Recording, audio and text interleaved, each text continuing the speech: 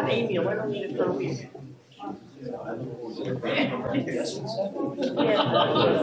Wow. Wait, yeah, I think turkey crates and stuff, curry and stuff. The crate and then put the gravy on top and it's good. Turkey and put the cream gravy on it. No. Yeah. No, not one. You were that good.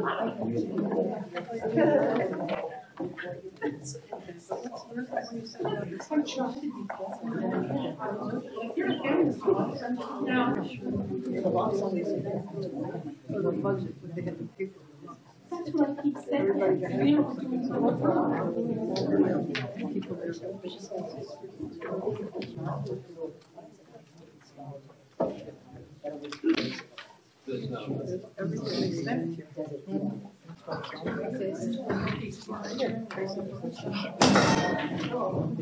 Yeah. Well, yeah, he was tormenting Karen, and I was harassing him in return.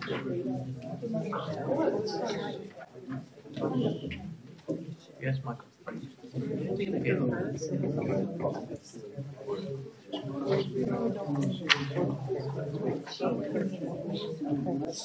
I'm sorry.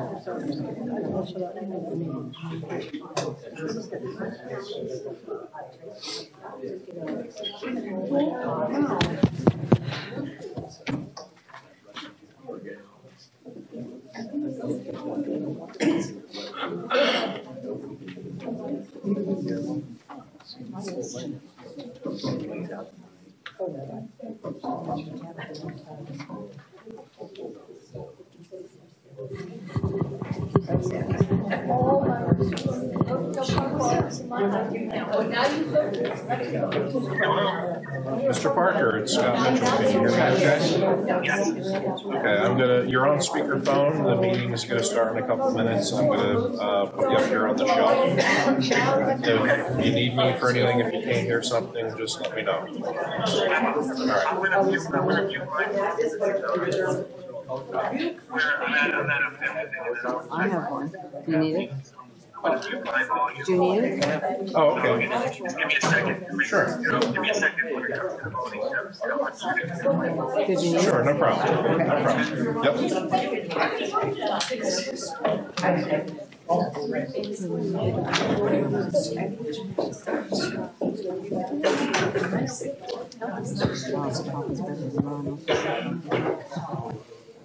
Better than mine.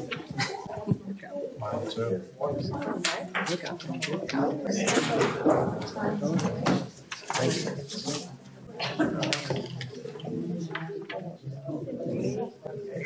Mr. Edgar. Hi, it's Scott Mitchell. We're about to start the meeting. Can you hear me okay? Yes. Okay, so if you need anything, holler. I'm going to put you in front of me here on the dais.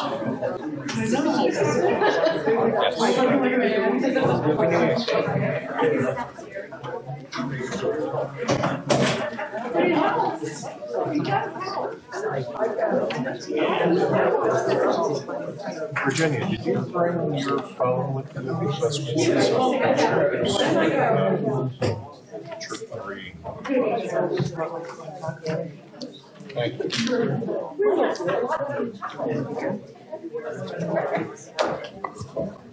Yes, yes, yeah.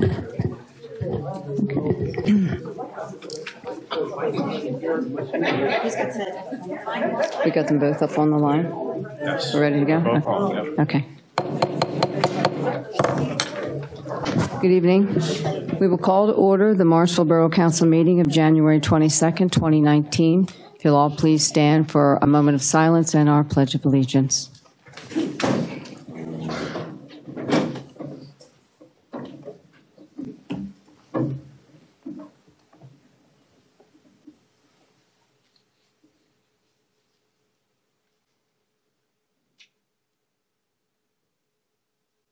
Pledge allegiance to the flag of the United States of America and to the republic for which it stands, one nation, under God, indivisible, with liberty and justice for all. Thank you. Okay.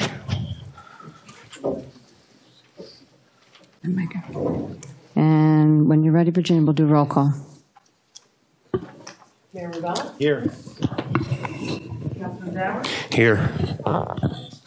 Councilman Drysdale? Here. Councilwoman Chronicle? Here. Councilman Larison? Here. Councilman Nay? Here. Councilman Parker? Is part here telephonically. Councilwoman Smith? Here. And Councilman Yeager? Mr. Yeager's with us telephonically.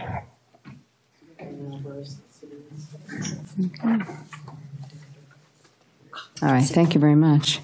Tonight we have a special presentation. We actually have two, one from engineer, but our first one's going to be for Troop 3. We have a resolution we're going to read for them to recognize them for all the great things that they do and continue to do, and for how long the organization has actually been in existence. People would be amazed when you read the documentation on it. So I'm going to ask first that the council vote on the resolution for you, and then we'll read that resolution. Ready? Can I have a motion to So moved. on the Second. resolution number 2022? Second. I'm sorry, 1022. So moved. Okay, we have a motion and a second. Second. All in favor? Aye. Opposed? Okay, motion passes 8-0.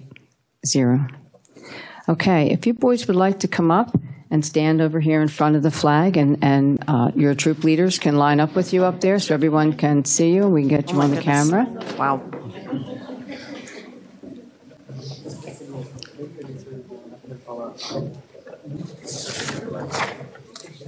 Yeah, you're gonna have to move out of the way.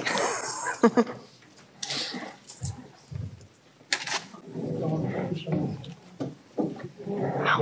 Look at them all. Jeez. Put the smaller ones. Oh.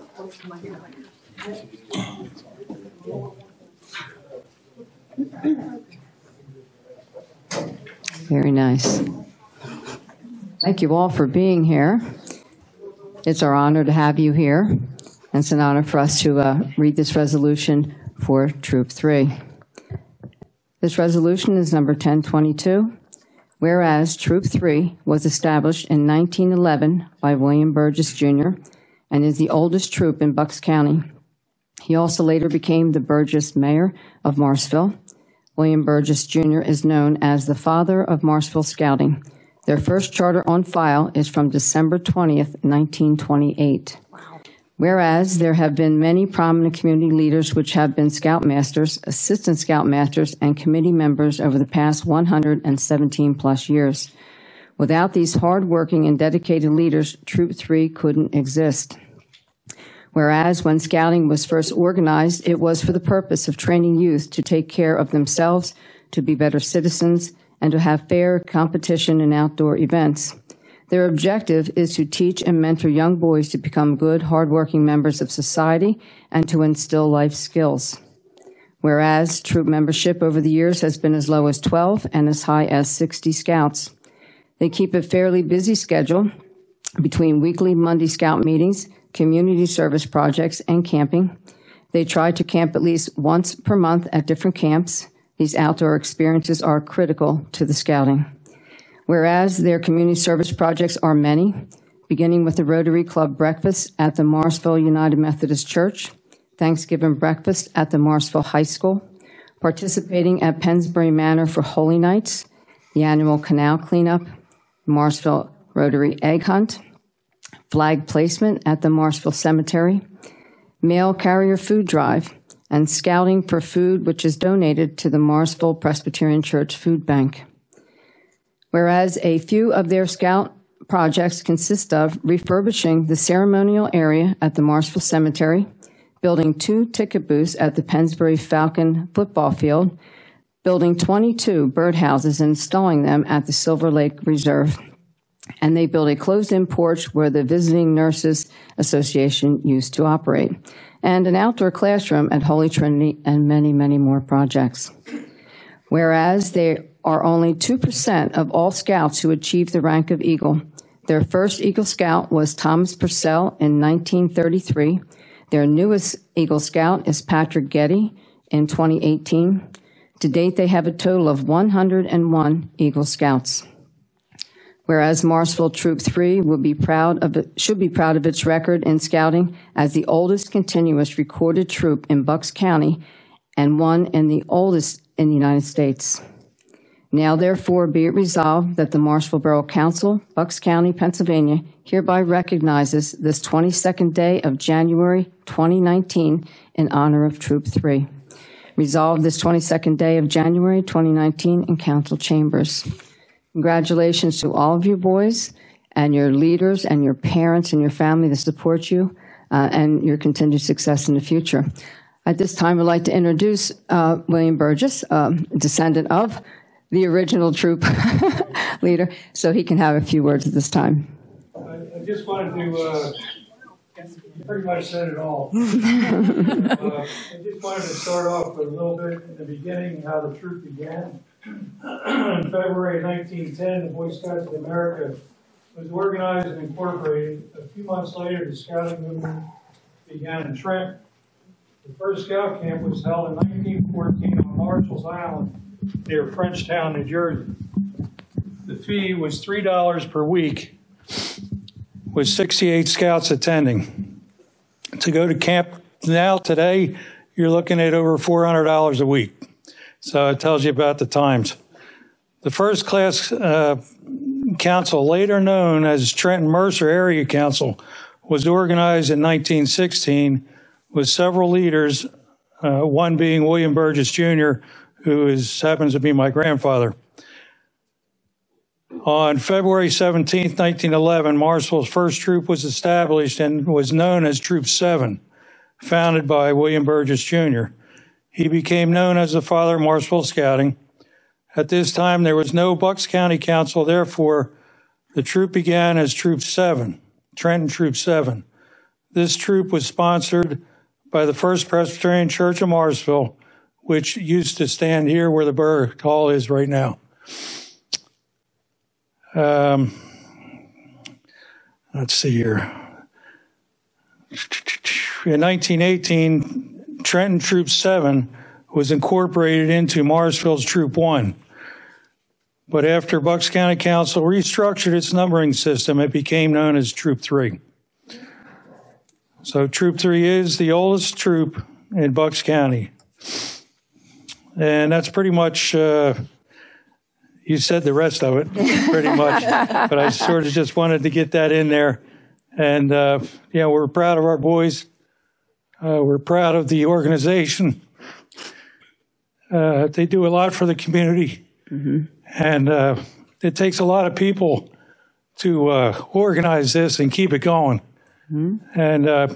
And thankfully, we have a lot of adult leaders, a lot of good leaders, and a lot of past leaders, some of which are sitting out here today. And I want to thank everybody for your participation in bringing the youth of our community together. Thank you very much. Thank you very much.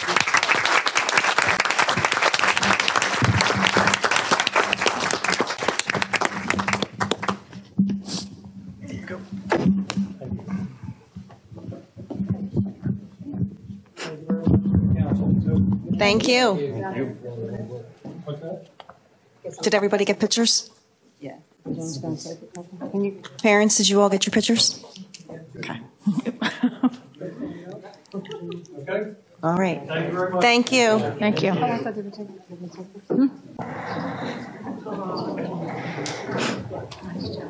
Pictures of them? Mm-hmm.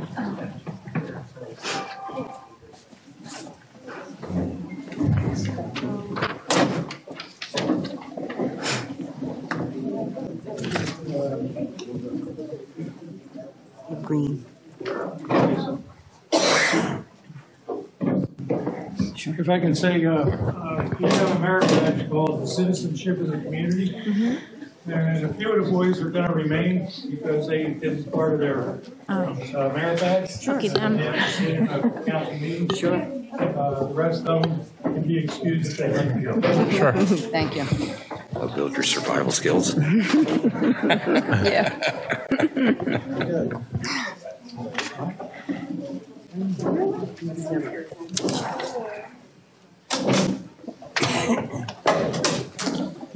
Do you want to announce these at the session? Yes. Before we have public comment, I just wanted to let everyone know that there will be an executive session for a few minutes at the end of the meeting before we adjourn, and it's for the labor negotiation for the police contract, and we will probably be coming out and voting on that. So just let everyone know that at the end we'll be doing that. No, 4B. 4B. Oh, I forgot about him. Sure. It's Okay, and the next one is a presentation from Gilmore & Associates. So Kurt Schroeder from Gilmore.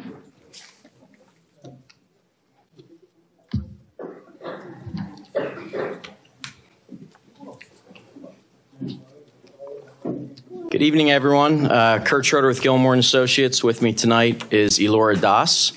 I don't know if you all know Elora, but Scott likes to remind me that she's the brains of our operation, and I'm okay with that because we're going to go through a lot of content tonight, and she's a big part of keeping this all together. But we're really excited about being here tonight.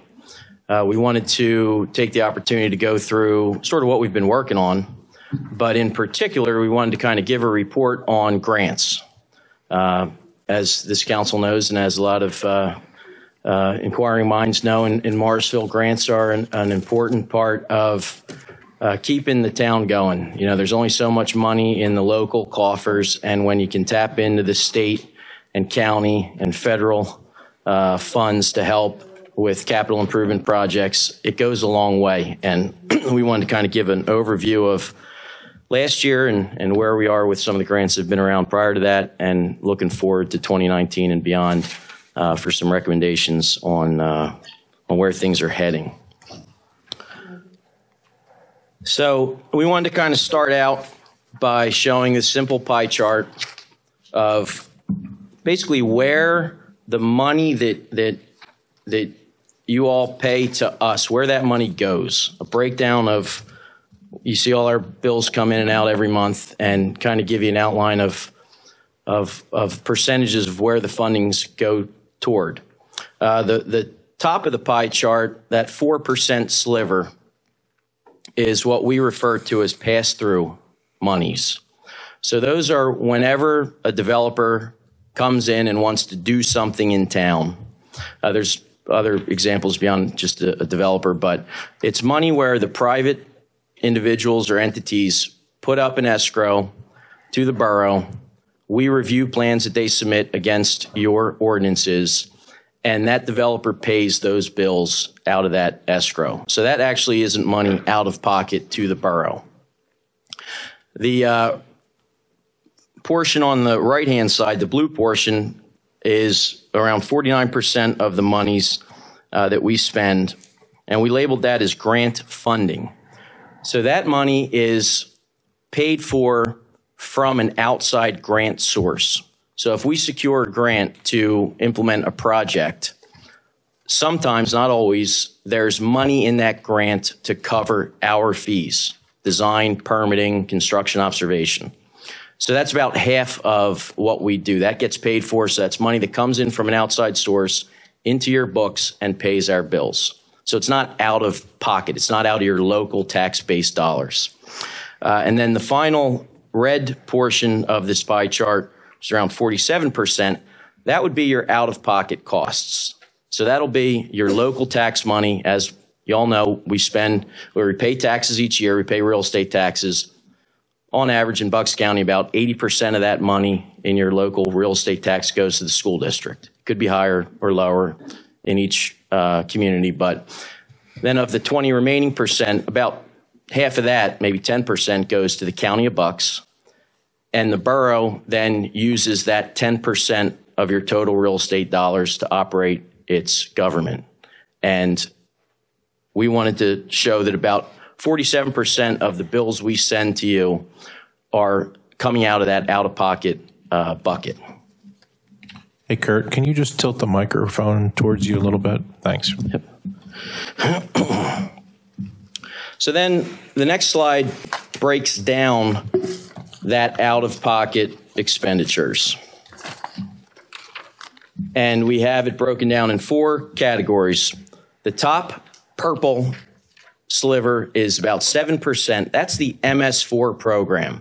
If you're unfamiliar with that, that's a federally mandated requirement for an environmental stormwater management initiative that then gets passed through the state, and PADEP manages the program, and they pass it down to the local governments to apply for permits, gain permits, and meet the requirements of that program. So that's about 7% of our fees go toward that project. And we'll get into that program a little bit more later on in the presentation. The green portion on the left-hand side is labeled Design and Bid of Grant-Funded Construction Projects. So we talked about how grant funding sometimes covers engineering fees, sometimes it won't. So if we get construction money for a project, but you can't use that grant money for engineering, about 34% of what we do is design and permitting or bidding of those public bid projects. That's out-of-pocket expenses for the borough.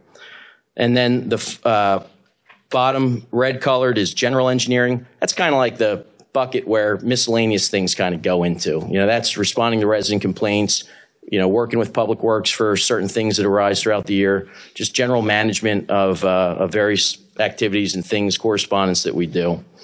And then finally, in 2018, 41%, the blue portion, that was actually money that was spent towards grant applications. So about 40% of the borough monies used for engineering services went towards submitting grant applications. We submitted quite a few of them in 2018. In fact, this next slide shows just how many were submitted. In 2018, there were 14 applications that were submitted. And we broke down that cost and divided it by 14 and came up with around $5,800 per application. Some are probably double that and some are half of that. Each project's specific, and depending on the complexities of the application and the content that has to go into the application, that number can fluctuate drastically. So again, that was the 41% on the previous slide in the blue category. Next item is general engineering. We talked about that. That's the, I think it was 14%. I'm having a hard time reading that number from this far away. 18%. We talked about what that is. Design and bid. So those are the projects that didn't have grant funding that were able to be used for the upfront engineering and design costs. So in that category, projects such as the Williamson Park Tot Lot Playground, we used local dollars toward the design and bidding of that project. The Plaza Boulevard and Delora Drive road paving, road resurfacing project that took place in 2018, that was used out of local coffers. And the initial survey and design for the Melvin Avenue Basin project, that's tied to the MS4 program, and we'll talk about these projects a little bit more later on. The MS4 program, we talked about the stormwater management, that's 7% of total costs. That was primarily for, in 2018, we had to submit a permit that was approved. It's a 5-year permit, and we'll talk a little bit about what that entails over the next 5 years and how we're addressing that unfunded mandate passed down from the federal government.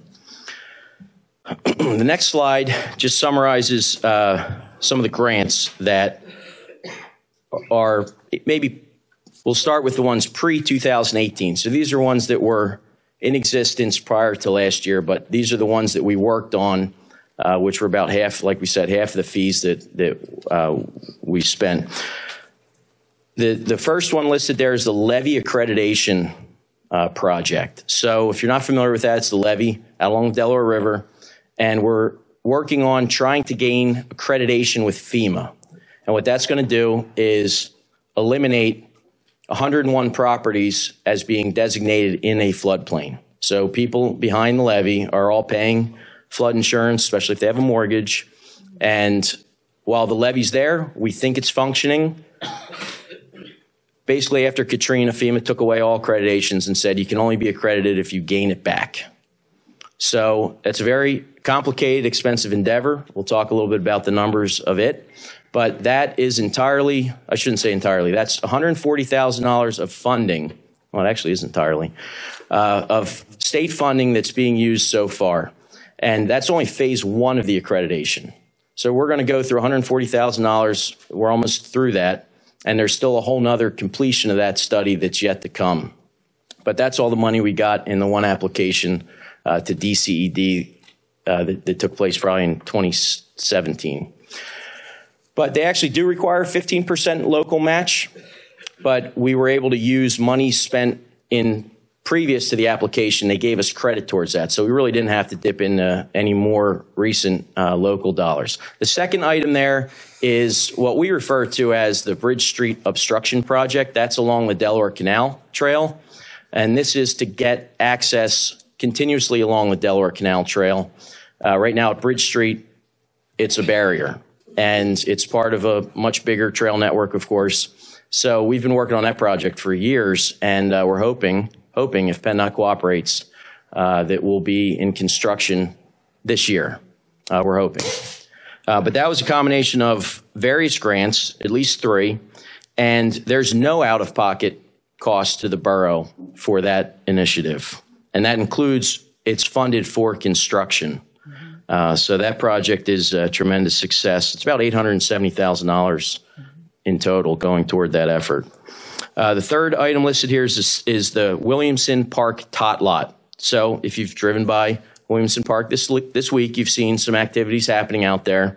That project's actually at construction when weather permits. They're going to be really hitting it hard and trying to get it get it completed in the spring. That was $191,000 of funding that'll go towards construction. So we talked about the design and bidding. That came out of borough dollars, but $191,000 will be spent on the new playground equipment for the small young children this spring. The fourth item listed here is, again, these are pre-2018 grants. That's the M.R. Reiter School demolition.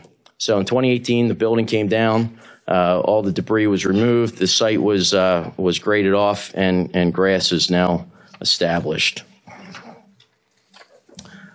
This next slide talks specifically about the 2018 grants that were awarded. So we submitted 14 grants.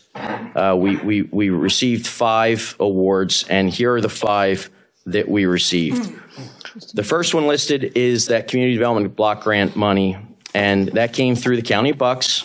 We had Commissioner Lockery come down and meet with us. He looked at this project, and when the application came through, we were able to secure that funding. That's $230,000, which is, we have it labeled Historic Summer Seat Accessibility Improvements.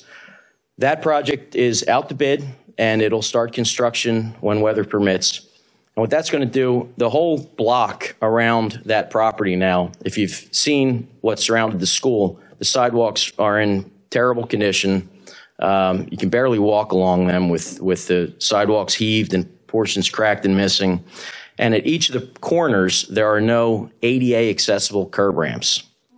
So $230,000 is going towards the corner curb ramps at some of the intersections, and that covers all design costs. So that grant, let's say we spent on average $5,800 to apply for that grant.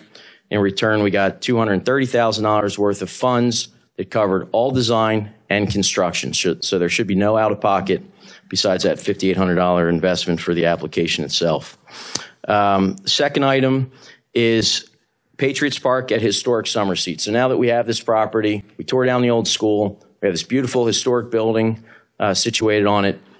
The intent is to build Patriots Park at Summer Seat. So we did some concept drawings, and we applied to DCD for some grant funding to design and plan and design and get permits for that park.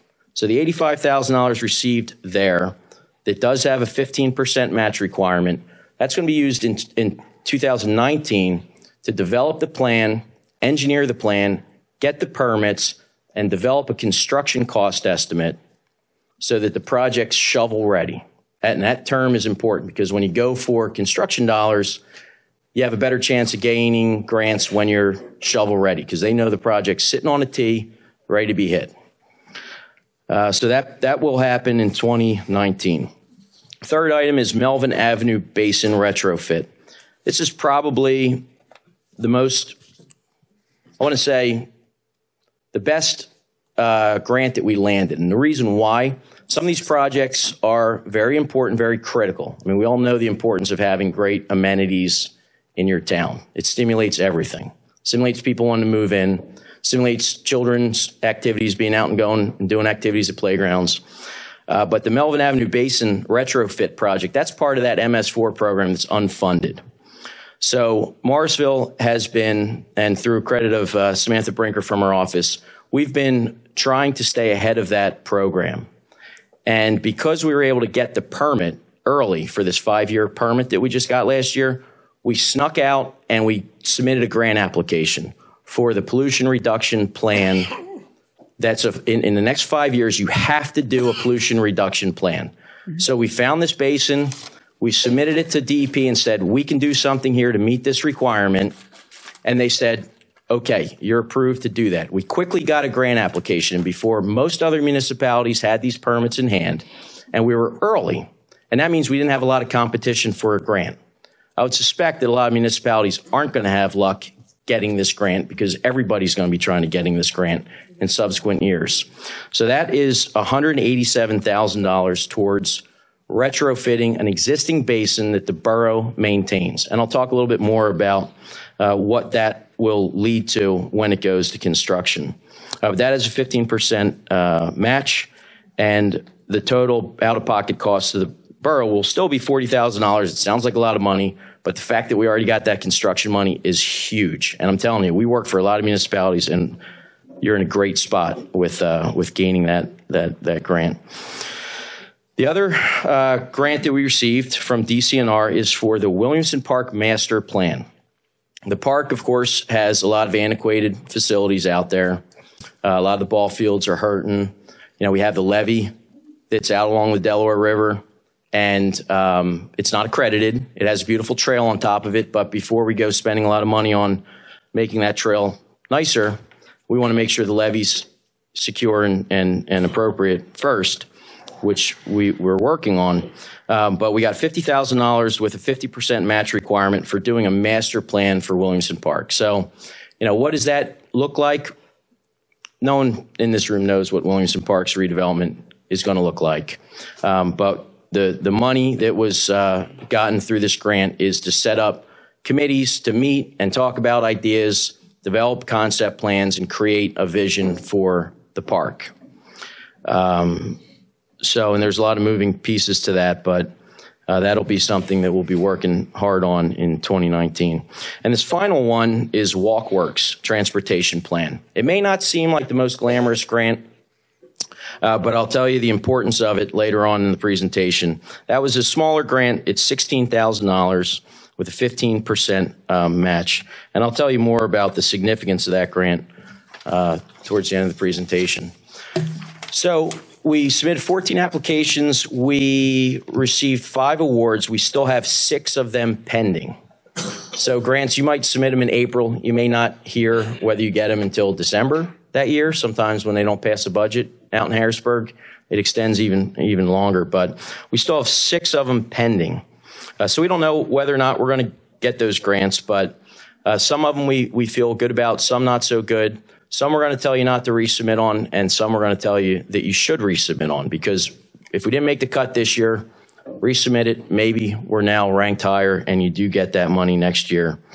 But we'll talk about each one specifically. But the first one is for a comprehensive street signage replacement. You know, we have a lot of stop signs out there, street signs out there, yield signs, do not enter signs, and they're faded. Some of these signs might be 20 plus years old, and they lose that reflectivity that's so important to see these signs at nighttime. In fact, the federal government has a bill that's been kind of stuck as a bill for a number of years, but they may pass that legislation to require boroughs and municipalities to replace signs to have a minimum reflectivity, retroreflectivity requirement. So we thought we were smart. We're going to submit this grant application. We've gotten this grant for this program in the past, but we've submitted twice, haven't gotten it. We may not submit this one again.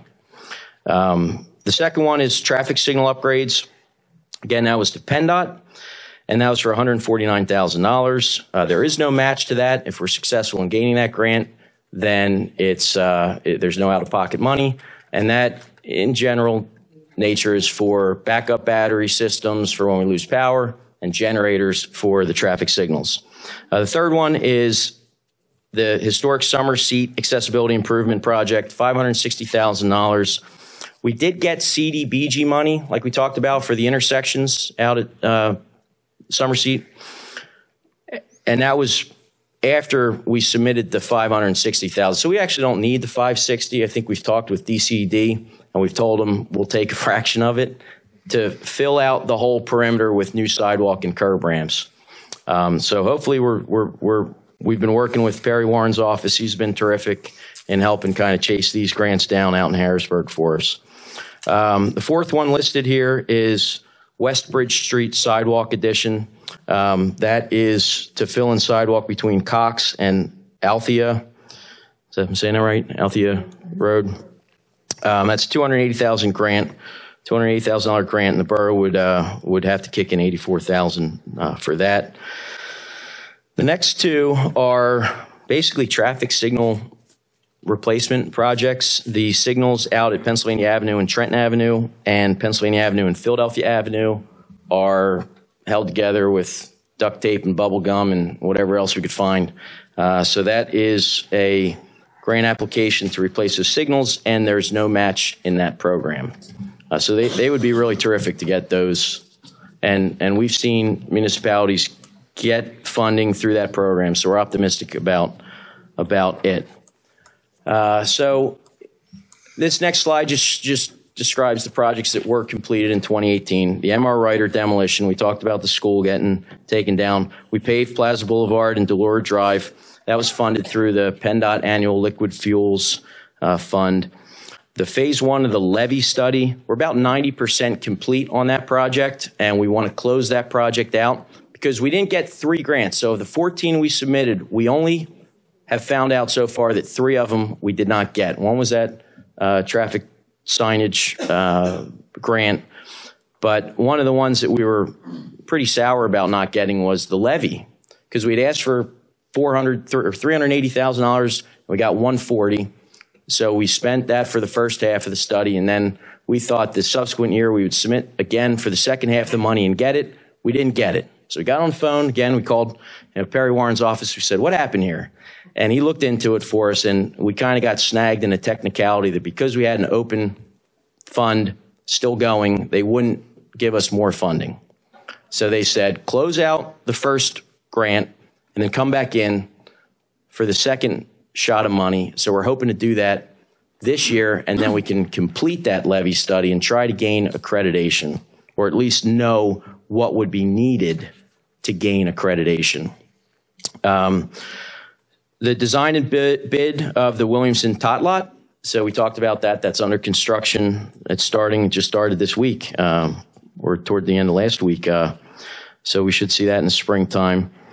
Design and bid of the summer seat accessibility improvements. That's the curb ramps at the corners. That is going to start construction in the next few weeks.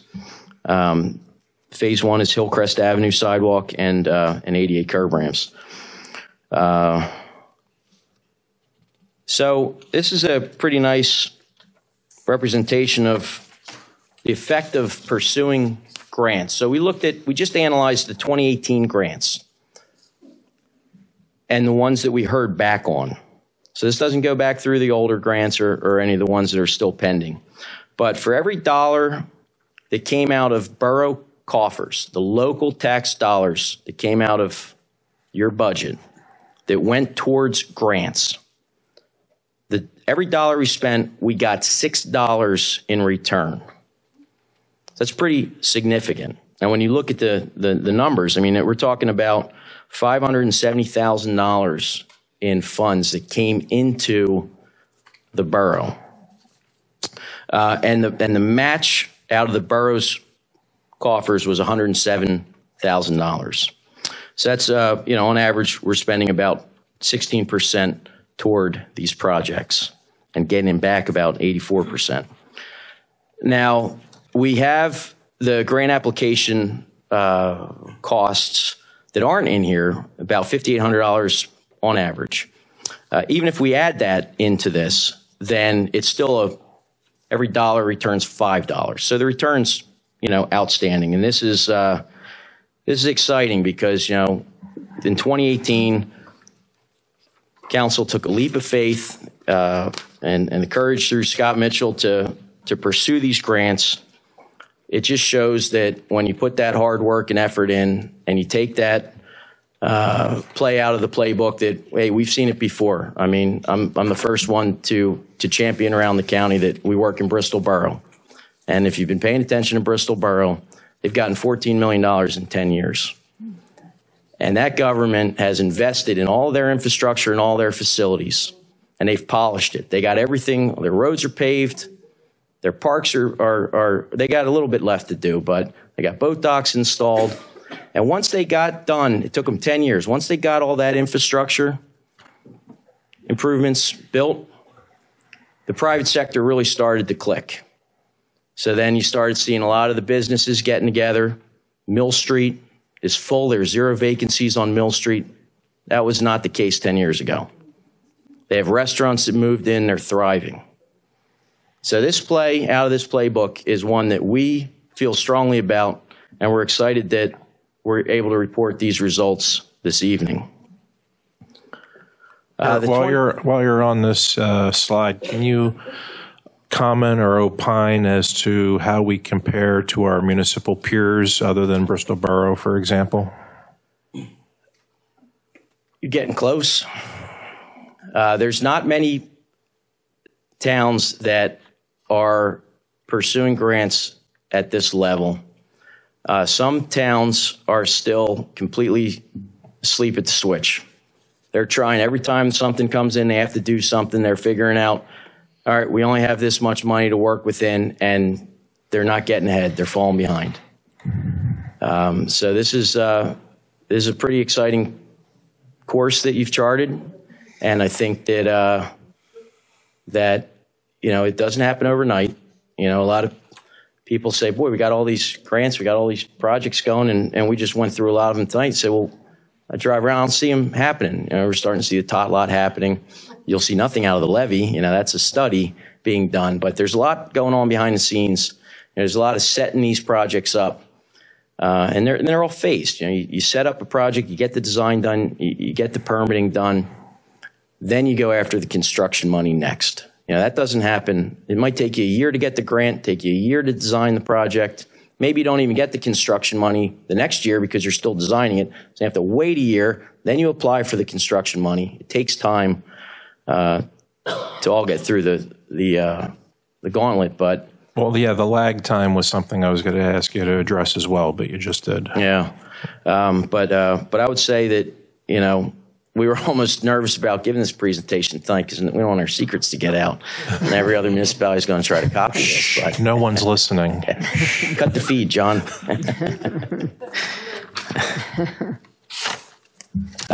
So the 2019 look ahead.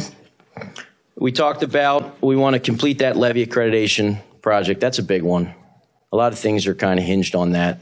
So we definitely want to submit the next phase of funding for the final part of that study. And we think that we have DCD's attention. We think we have the Office of Perry Warren's attention. We'll be following up with him. The second one is the Williamson Park playground improvements. So we're building the tot lot now. And that's for the younger children. There's a whole second half of that playground design that's for the, I forget the age group, 5 through 11 or something like that.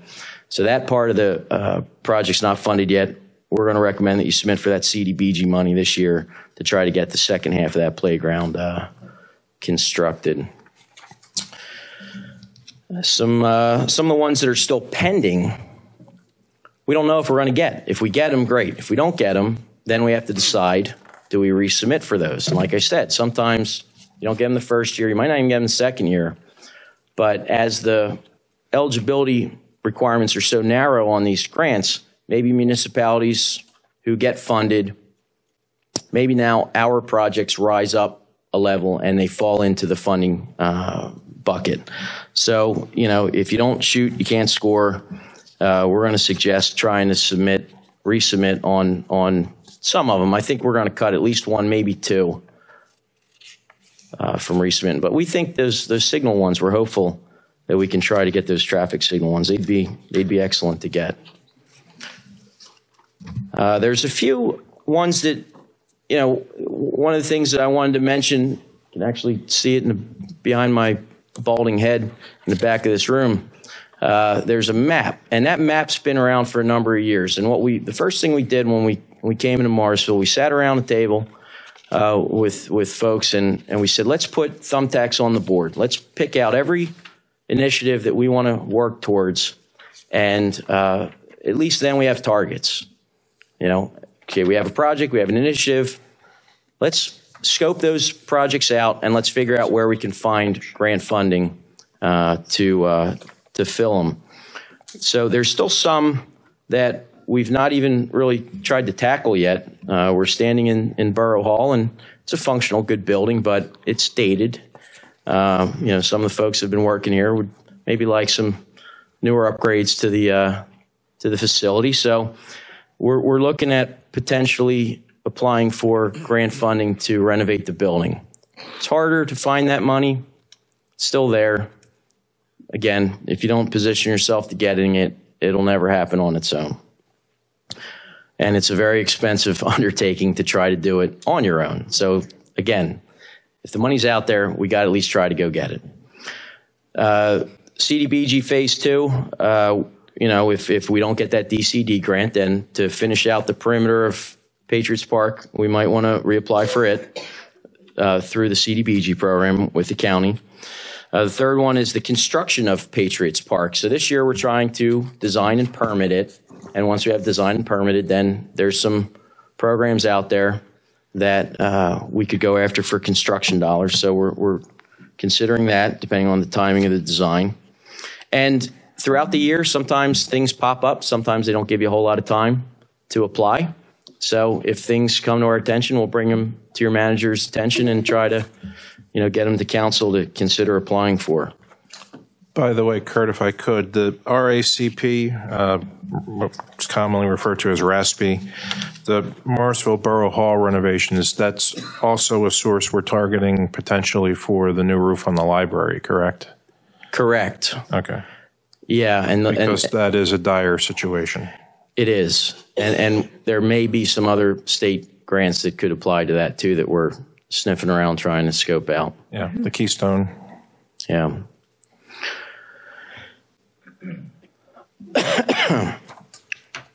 So 2019, you know, we talked about there's possibly 8 recycled grant applications. And it's important to note, we talk about $5,800 per application. Sometimes it's twice that, sometimes it's half of that.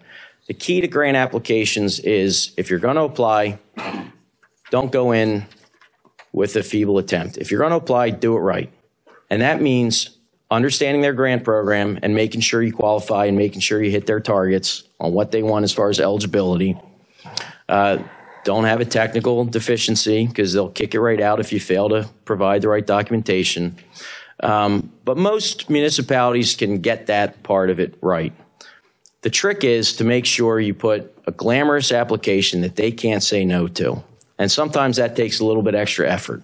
We're talking about colored concept plans, models, things that really jump out of the page for these folks that are reviewing these applications. Accuracy. When we say to you that we want you to go after a $191,000 grant application, and we're fortunate enough to secure that grant application, and we go through the design and bid of that grant application and we project and we put out the bid, and the bids come in $250,000, we get a pretty nasty phone call from Mr. Mitchell. He says, "Where are you coming up with the rest of the money?" Do I sound like that? So, and this construction industry has been crazy. It's been hard to, accurately budget, especially when you applied 2 years ago and then you build 3 years later. I mean, the numbers are all over the place. But again, though, the accuracy is important. We do the best jobs that we can to try to hit the targets, because when you're applying for those grants, we want to make sure they're accurate. So that takes a little extra money in these applications as well. But it's super important, because if you don't really polish these grant applications, you throw junk at the wall, you're not gonna get a favorable response. But there's still, these new grant applications. It could be a couple $1 million still hanging out there. And like we said, some of these don't even have matches, so you're crazy not to be applying for them. But just kind of running through a few of the projects, we sort of talked about them, but just to give you a little visual, there's an example of the Williamson Playground improvements. That's the tot lot equipment. I think Public Works Director John said that some of the equipment arrived today. So the contractors are out there preparing the site to install that equipment and the safety surfacing that'll go around it. Levy accreditation, we talked about that. We're 90% through phase 1. We want to close that out as soon as we can. I think we're going to try to wrap it up in February so that we can get the next application in for the remaining portion of that study. Here's the historic summer seat accessibility improvement project. You can see the school buildings there hatched. That's been removed. Summer seats up in the corner. We're talking about that whole block, improving the sidewalks and the curb ramps around that perimeter. This is the Melvin Avenue Basin project we talked about, the unfunded mandate from the federal government, the $200,000 in construction costs. Having a little trouble here keeping the slides from jumping forward, but this is huge. This is going to meet that MS4 requirement. It's a basin that exists now that the borough maintains, and actually by doing these improvements and putting these plantings in the basin, it's going to reduce the annual maintenance on that basin. So you're going to see, less efforts by Public Works having to go out there and mow it and maintain it. It'll be maybe, a little bit in the spring, a little bit in the fall, just making sure everything's the way it's supposed to be, but it won't be that all summer long, responsibility to mow the grass. So we hope to get that to construction this year. We're going to design it, we're going to put it out for bid and see it go to construction this year as quickly as we can. The planning for Williamson Park master plan, this is something started by the County of Bucks. They came in, their planning commission, they did a MEDI program. So they started polling the community, getting ideas for different things that could go in at Williamson Park. And we want to pick up where they left off.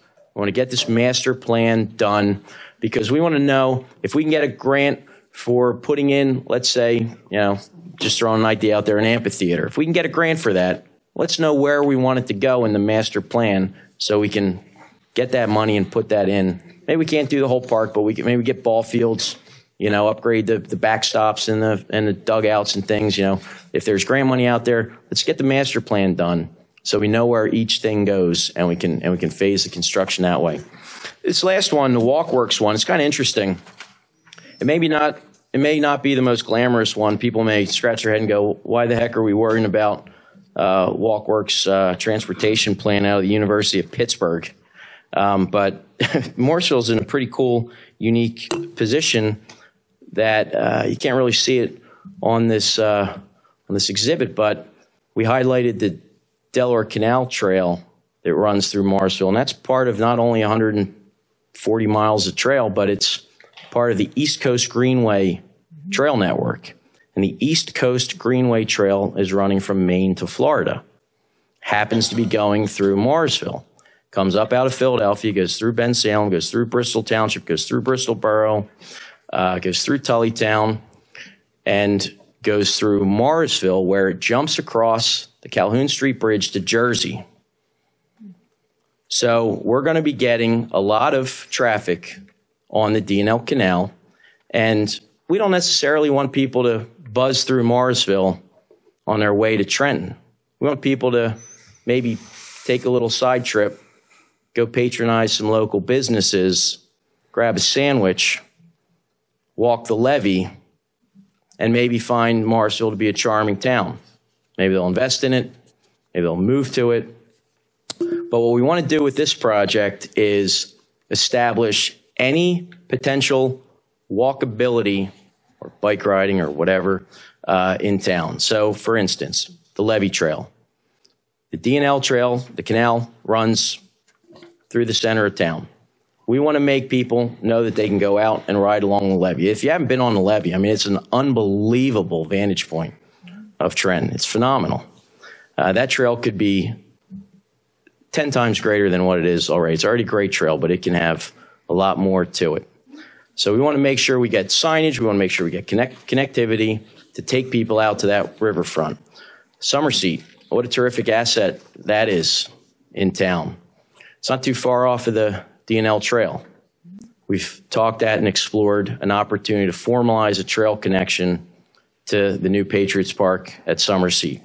So that's going to make it into this program. But the importance of this project is once we have that plan established and we show grant reviewers that it's in place and it's well vetted, this isn't just let's throw a trail here. You rise to the top of the grant applications. They see it, they know you're a community that's active in pursuing this type of a project, and you have a higher success rate of getting the grant. And there's a comprehensive effort underway to make river towns more walkable.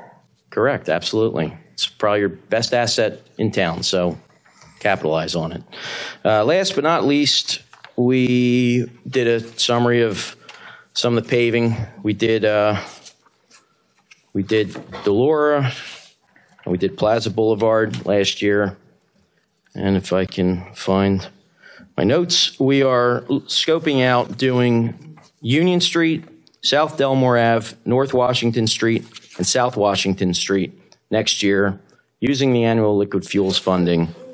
So we'll be scoping that project out, getting it ready for bid this spring. And we're also maybe going to look at some inlet replacements. Some of the road inlets, stormwater inlets are collapsing. So we'll be looking at that as well. But we appreciate the opportunity to be here. We're excited about what we just got to present. We hope you all are as well. Do you guys have any questions for us? I just have, I guess, a statement. I'm excited about a lot of the projects that we're working on. I personally see where we're might have been aggressive with it, but we're also getting noticed. I can't say that we're not. Some of the projects, like I said, this one for the Melvin Basin area seems like like we said, well, why are you doing that? And people didn't realize until it was talked about that we have to do that. It was mandatory. That project is mandatory with the state. That was a big deal to get that money. When we got the call about that money, it was like, wow, because that funds that basically. Dodged a major bullet. Yes. Otherwise, in 4 years, we're scrambling trying to find. Exactly. And a lot of towns are not getting that. For us to rise up there and get that full grant we were asking for, that was big for that to come in. And it's going to make such a big improvement on that area if anybody lives up there or has been through that area. So it's going to be exciting to see that actually take place. I'm sure the borough workers are going to be thrilled to have something, a lot less maintenance they would have to do up there. And of course, my passion has always been Summer Seat and Patriots Park. I think most of us, that's such an exciting project. That's also been on the radar. We were excited when Lockerty came down this past year, and Perry Warren came down and spoke with us. We sat down and went over the grants and stuff, and they're all excited. So it's on everybody's radar that these are projects that are moving, and they want to see them completed. They really do. So absolutely, we have the support, we have the momentum for them. So I'm excited about moving with them. When a municipality demonstrates their ability to not just go after a grant and get a grant, but execute the grant, get the money spent in the timeliness that they require, get the project done in compliance with the grant program, you do get put on the radar screen, and legislators love cutting ribbons. Yeah. So when you start successfully getting these projects completed and you call them up and say, hey, we got another grant application in there, they work hard to try to make it happen for you. Yeah. And I will say, Perry One was very nice towards the end of the year when we realized we weren't getting that into that next grant cycle for the levy, and they all know how important that is. He actually sent us an email and reminded us, make sure you're putting that back in. He found out the process of what we had to do, and he's watching it. He's saying, get that back in. So I appreciate him sending that notice over to us to remind us to get on that. So hopefully next time. Yeah, it'll be big. Kurt, thank you for all your hard work that you do, and Gilmore and all the, been doing a lot of good stuff for our community. I just had some questions regarding some of the math regarding that 6-to-1 return. That was just for out-of-pocket expenses, correct? Matches for grant funding? So the 6-to-1 return, yes, it was just for local dollars, Okay. right? What I'd like to see, I guess, in the future with these presentations, along with the matching grants, is how much we spent on design and build along with application fee. So we can have an idea of total dollars That's invested. in there. Okay, well, The application fees aren't, and that's where I said that if you add the 5,800 on average into it, you get a 5-to-1 return. well, I'm looking at your. I guess you billed us 197,000 for the for year. out of pocket. More than that, because a lot of our fees, 41% of our fees were paid for, well, not 41, because we have to add the 4% in there for the land developments that came through. Right. But 45% of it, 41% of it was paid for by grants. Right. Well, so what but the 197, that's the billables from It's you out of pocket. to us. That's Correct. We might have billed, let's say for round numbers, we billed you 400,000 in Okay. 2018. Okay. 197 of it Okay. came out of local borough tax dollar coffers. Okay. So then what I'm saying is that 82% of that was related to grant projects, according to your pie chart. Because you have general engineering, which you said are responding to residents and everything. We wouldn't count that towards the grants, correct?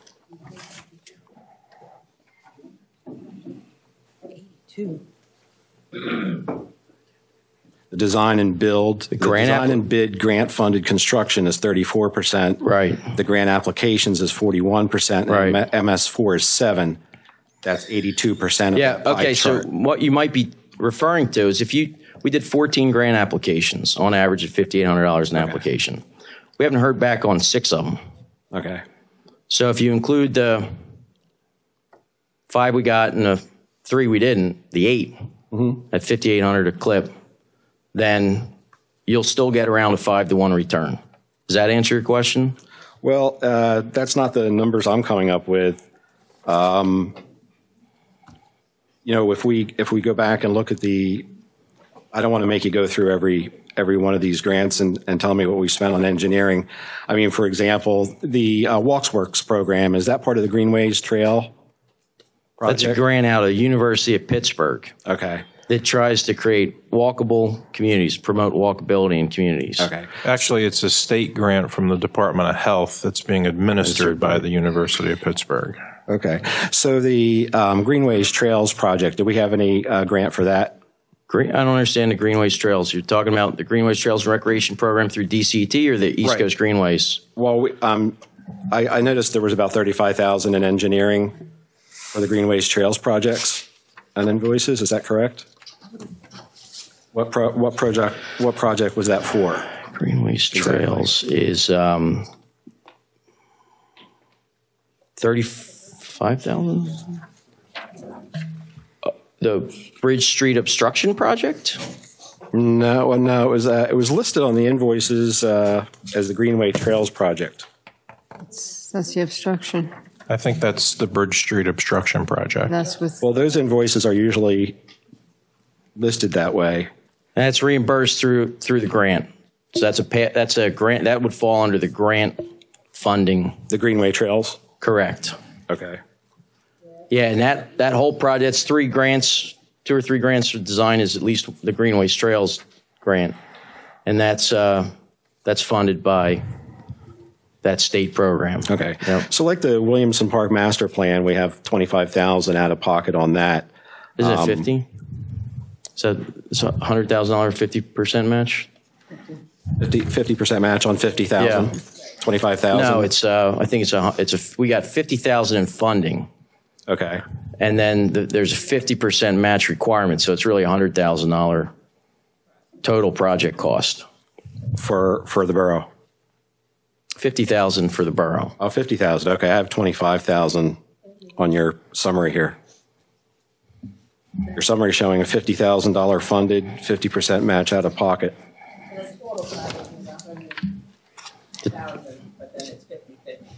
Oh, okay. I see what you're saying. 50% is what we received from.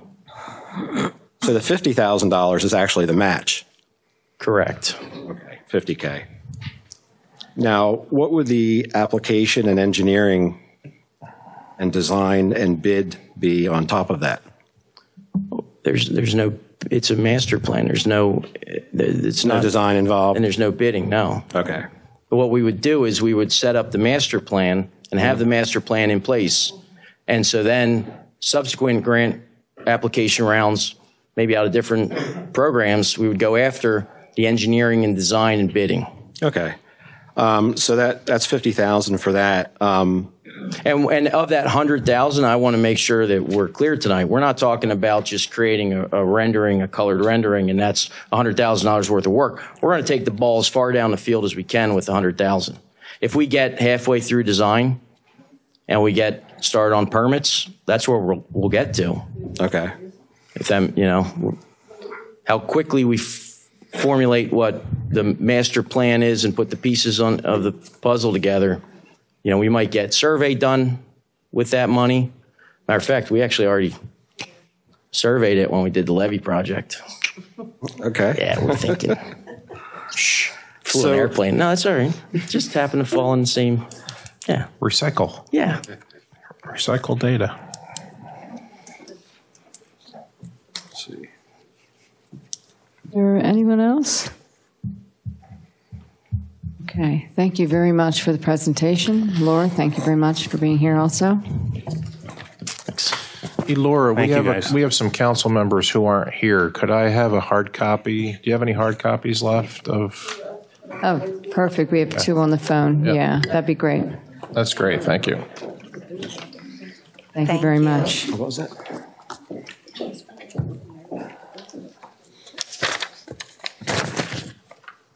Okay. Okay, next we'll go to public comment. If you please keep your remarks or your comments, to 3 minutes.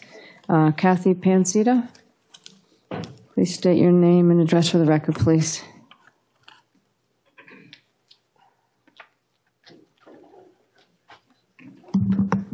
Kathy Panzita, 401 Hillcrest Avenue. I thought it was a great presentation on what the engineering is and what your future is, but I really think it really ties really into budget. And what I really thought, although I did view it, what was out there prior to the meeting, it seemed like, to take a look at the numbers. The only thing I saw that was missing, and I think what confuses people, but I guess your name is Kurt, you did say the word, what you pre-applied for in previous years and funding. People look for a timeline. Applications take a long time. State, federal, some people are on different funding sources, are all in different years. And it does take years. I love to hear about Bridge Street. Reminded me of my years on council and MS4 too, which God bless you all.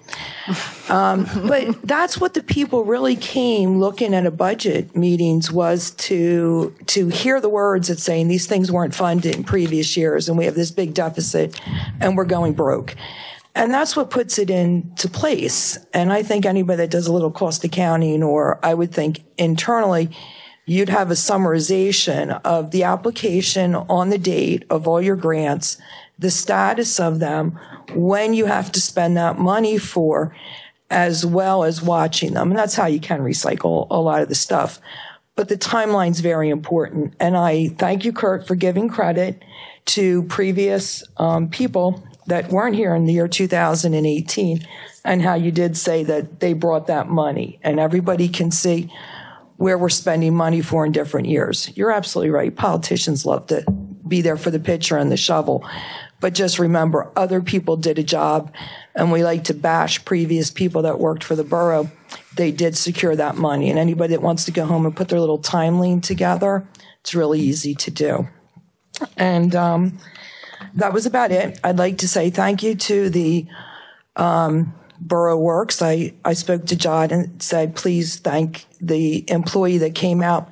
There was a fire on Barclay, and after the firemen came out in that severe weather, and it was terrible to watch them lose the house. I sat and watched it. You had to have Public Works come, and people don't even think about this. They had to come out on that frigid night also to make sure they sanded the area.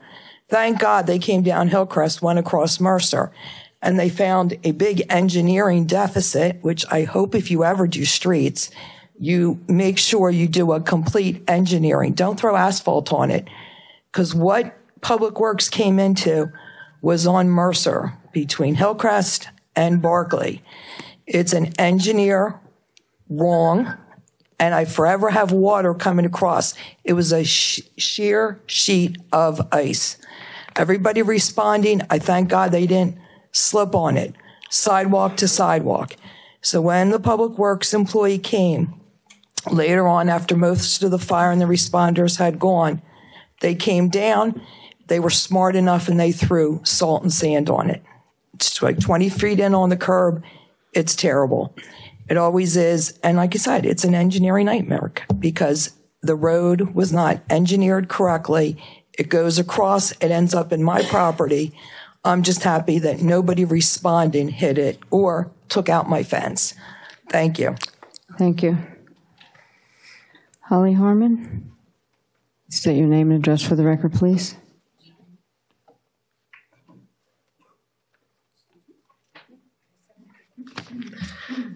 Holly Harmon, Hillcrest Avenue. I was very impressed by the engineer's report. It's nice to hear it all in one big storyline of all the progress that's been made and things that we're looking forward to. Be nice if we could get a grant to fix the HVAC system in here because it's hot and it's freezing in the summer and it's, been a chronic problem. The only other thing I wanted to ask about is I saw the legal fees for last month. I just wondered how much of that was just regular stuff and then how much was due to this whole veto stunt, because it's higher than normal, but I would just see what a breakdown was between routine stuff and then the stuff that came at the end of the year. Thank you. Thank you. Kurt Holt-Hendricks, state your name and address for the record, please. Evening, Kurt Holt-Hendricks, 300 Melvin Court North. I want to just give recognition to Troop 3. My son was in it for years, had to stop because he chose hockey, but he grew up so much, learned so much in the Scouts, and it's just a terrific organization. The history that they have in this town is just a great place for your kid to be, and I give them a lot of credit. Glad they're still here, nice young men. For the borough engineer, other people started things, but it's about execution and finishing things up. And a 6-to-1 ratio on your return is terrific. If I can get that on an investment, I think everyone will take that. It's a no-brainer to spend that money and to go after what's sitting on the table. You don't leave money on the table. You go for it, you get it. You got to have a plan, and that's what Gilmore's working on with the master plan for the park. And it's seeing things happening. And people do notice, and there's a buzz, and that's a good thing. It's going to be great to see roads get paved this year. A paving schedule and plan is sorely needed, and this town will benefit from that. Flat tires, bent rims, whatever. It's a great thing. To hit on a sore subject for last month, the stunt that was pulled that cost us, I'm sure, thousands of dollars and drug our solicitor and his employees in on Christmas Day was a joke. He's not going to look because he's ignoring it. But it was a waste of time, funds, and it just really left it's a bad taste in everyone's mouth. And I do apologize to the borough solicitor and her staff that they had to come in on Christmas Day, leave their family to handle such a stunt. So that was it. Thank you. Thank you. Sorry if I pronounced your name wrong. Josh Gladdahl? Sorry. Couldn't tell with the printing. State your name and your address for the record, please. Josh Gradwall, 419 Clymer Avenue. I'm a canal tender with the Friends of the Delaware Canal, and I want to thank Councilman Ney for recently agreeing to take on Bridge Street North. I handle Bridge Street South to where the tunnel's going in, and I'm here to officially lodge a complaint against the owners of the Canal Laundry property. I know Susan Taylor had sent an email to Councilman Ney on December 12th about the condition of that property. Trash continuously blows down into the canal, and every canal cleanup year, I've got to spend 4 or 5 hours by myself the week before the cleanup to deal with that hillside. And I usually go out there at least twice a year to deal with it, and it's a mess right now. And along the lines of what these gentlemen have talked about with the walkworks, if people are going to start coming through now that that tunnel's there, and more people are going to frequent that canal, you don't want to see Little Trenton there. So I'd like to see, Morrisville, they've already sent a letter to the property owner about cleaning it up, and he sent a letter back saying he was going to talk to the tenants. But I'd like to see you consider issuing a fine pursuant to Ordinance 36037, which is along the line of trash accumulation on a property. Their lack of action allows it to blow down into the canal, and it's bad that we have to deal with it as volunteers when they should be policing their property daily. The second complaint I want to potentially ask Morrisville to take care of is a little prop I have here. A lot of the trash I pull out of the canal are beer cans. They're coming from, I believe, Sam's Outlet or whatever, Sam's Stop and Shop in the 7-Eleven building, parking or shopping center.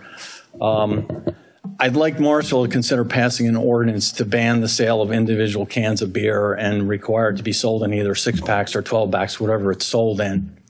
Because the people that are buying this beer are the ones that can at least afford to buy that beer, and they just don't respect the fact that the canal is a state park, and when they're done, they're just throwing it into the canal or along the towpath. And just as an example, a few weeks ago, I'd sent Susan Taylor a cleanup report after I'd taken pictures of the tunnel, and on the way back, I picked up 22 beer cans that week. The previous week, I had picked up 11, and when I told her a lot of the trash was beer cans, she was surprised. So then I started keeping count. And the next week it was 22. The week after that it was 15. Just this last week on Saturday it was 11 with 2 liquor bottles as well. So, they sit under Route 1 and drink. They toss the beer cans in there. They sit at the steps there behind 7-Eleven by Bridge Street. They throw the beer cans in the water or on the towpath. And, again, I know it would be tough against the store owner, but I'd like that to be considered. And but the number one complaint is against the Canal Laundry property, and see if we can't get them to do some sort of cleanup daily and keep their property clean so it doesn't blow down into the canal. Okay. Thank you. Thank you.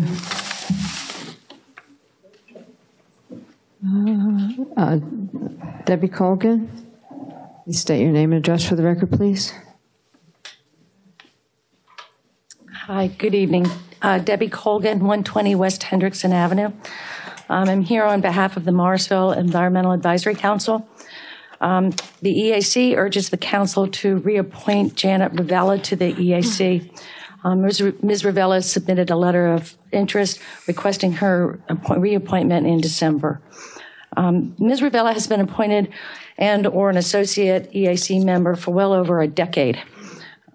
She has played an important role in many EAC activities, such as the coordination of multiple tree plantings throughout the borough, EAC presentations, grant applications and management, which is huge, cleanups, plus many more.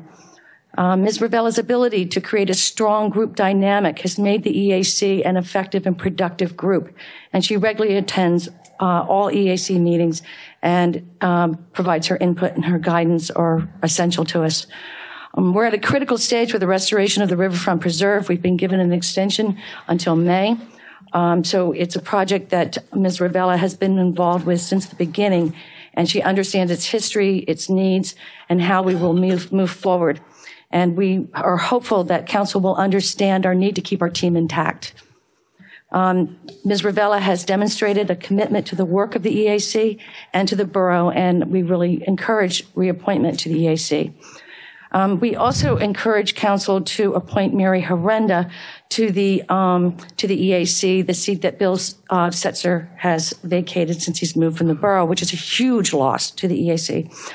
Ms. Horrenda has submitted a letter of interest. Ms. Horrenda served as an EAC member for several years prior to moving from Morrisville, and they've now moved back. She was instrumental in providing much-needed expert guidance, obtaining grants, and spearheading cleanups. In fact, she was she and I did the grant. She did the first grant that the preserve got through the federal government. So she's really knows that property well. And she, since her return to Morrisville, she's been given much time and effort down at the Riverfront Preserve and other EAC endeavors. Her background as a geologist, hydrogeologist, and her professional experience with the New Jersey Department of Environmental Protection provides the EAC and the borough with the scientific expertise needed to address the many environmental pressures that facing the borough. Her education, knowledge, work experience, and dedication to the EAC and the borough make her an excellent choice for the EAC. We're very fortunate to have such a qualified individual who is willing and able to serve our community. One last thing I wanted to mention is that I'm a little perplexed by an exchange of email exchange that I had with borough administration regarding the work at Williamson Park. In August, the EAC asked if the plans at Williamson Park would impact any existing trees. We were told that a determination would be made that there may be a tree coming down, and that if so, it would be within the playground. This last week, we learned that, and also we got a copy of the plans. EAC, as we always do with anything that we get from the borough, we review, we discuss. If we had a comment, we would have come and given you a comment. But the plans look great. Everything was great. We then learned that a tree was cut down. And from what I could tell, I had emailed a request to the borough asking why it was cut down, because it didn't appear to be within the playground, and that's what we were told. Only trees coming down were within the playground, and I wasn't sure. It didn't look like it was. And then I also asked, were the remaining trees, are they being properly protected?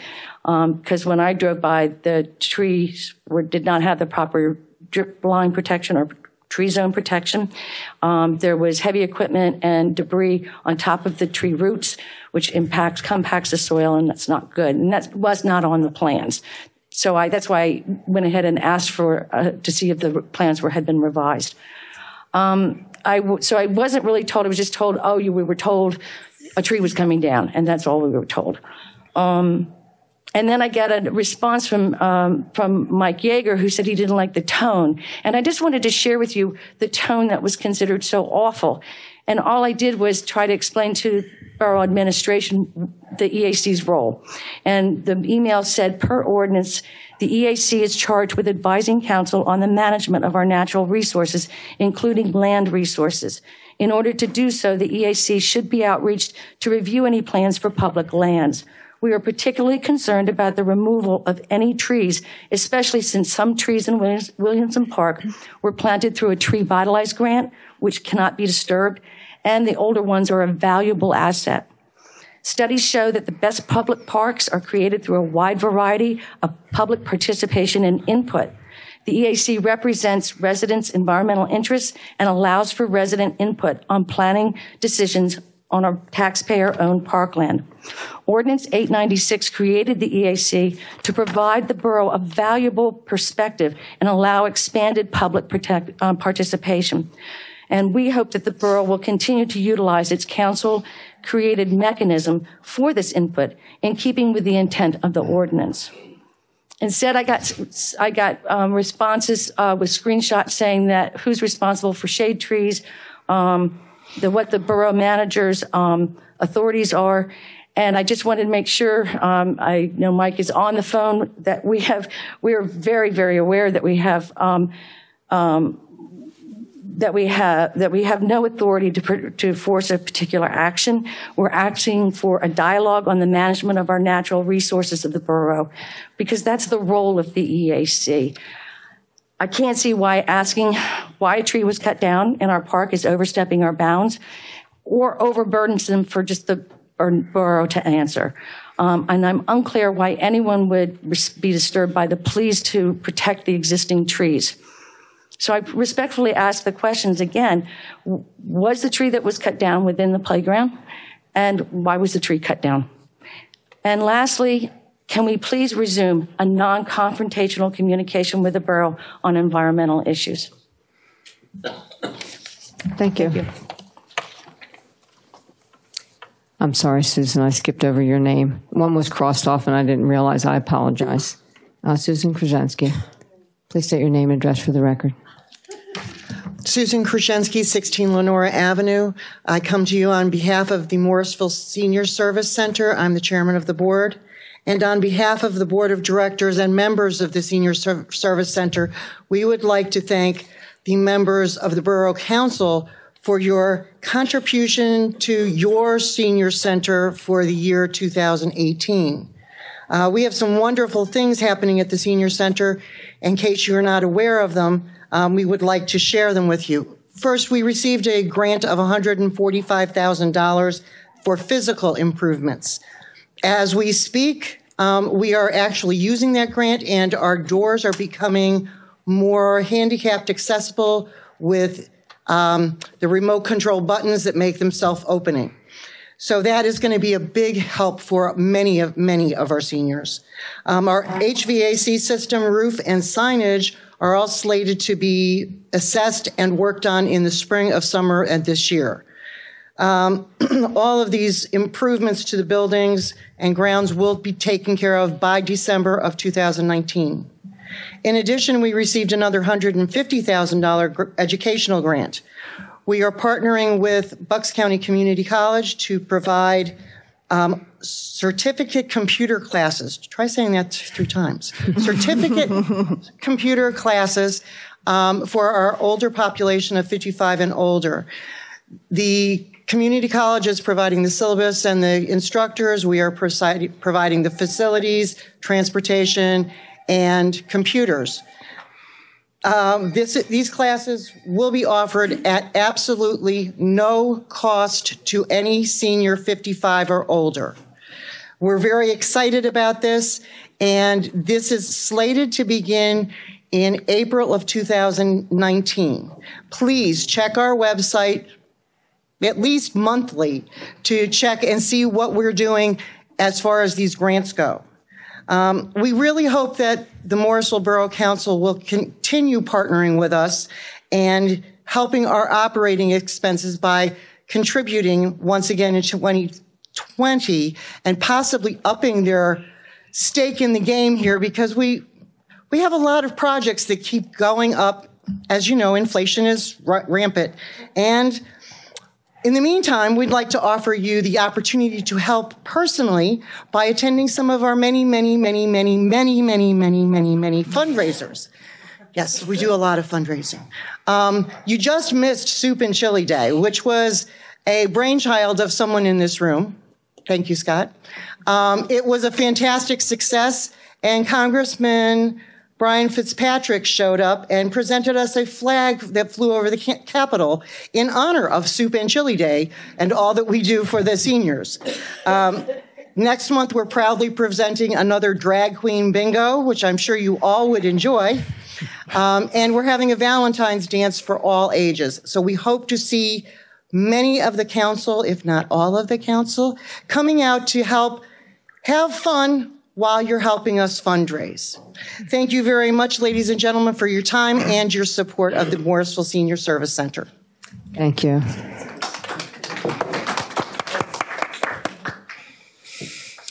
Madam President, we need to pause for momentarily after public comment. There's a technical issue that John's working on in terms of the video. Okay. So if we could just pause for a few minutes. Okay. And we'll...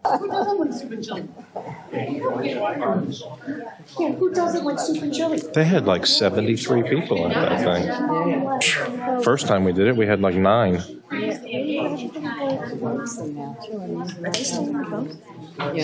Yeah, I should check in with them. Mr. Parker, are you still with us?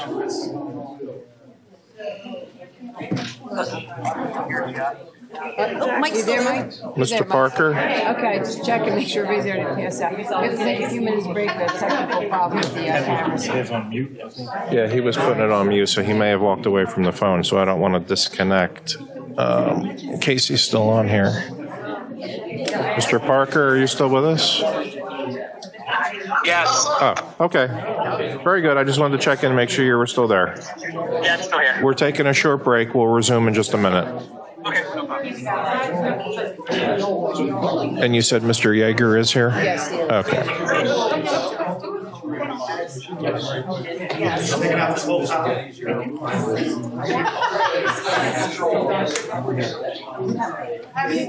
That way. I know you have. I've been sanitizing it. He's been thrown at him like holy water. 50 cold drops he's going through, yeah. We were going to put him in bubble wrap when he came, so. Yeah. I've been sanitizing a line down the thing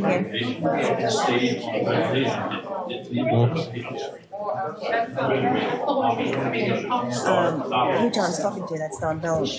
Don Bellamy was initially the one that put it in. Yeah. Well, I actually was a subcontractor, but good.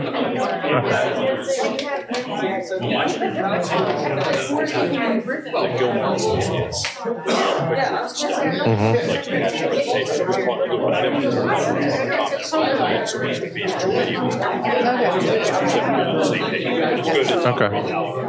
Okay. Thanks, John. By the way, John. See our newest roof leak over there? Yeah.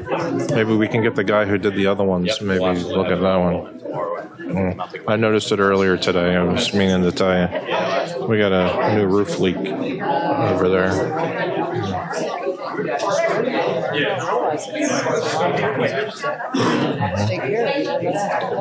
Well, we need a new parking lot here in the front. We need a new roof.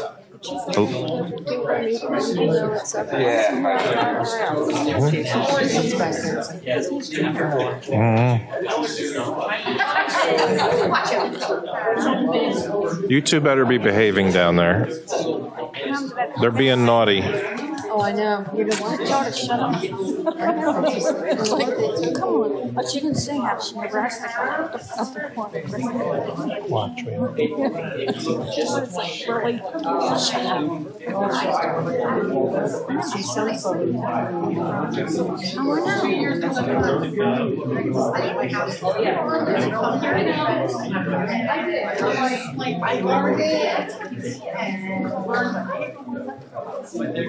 They're not two different projects. Why would you apply design build for that?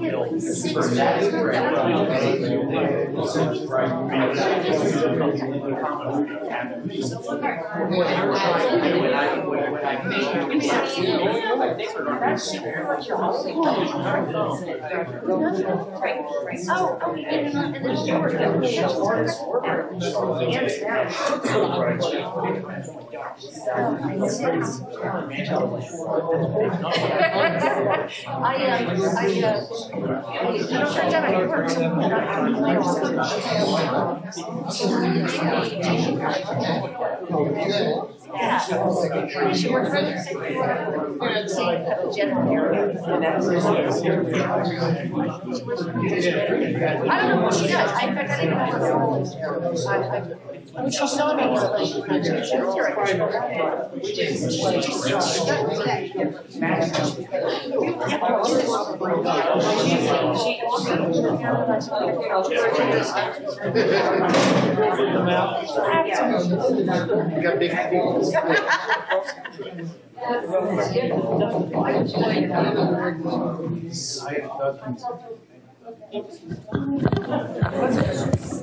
Okay, if everybody's back up here, we'll resume.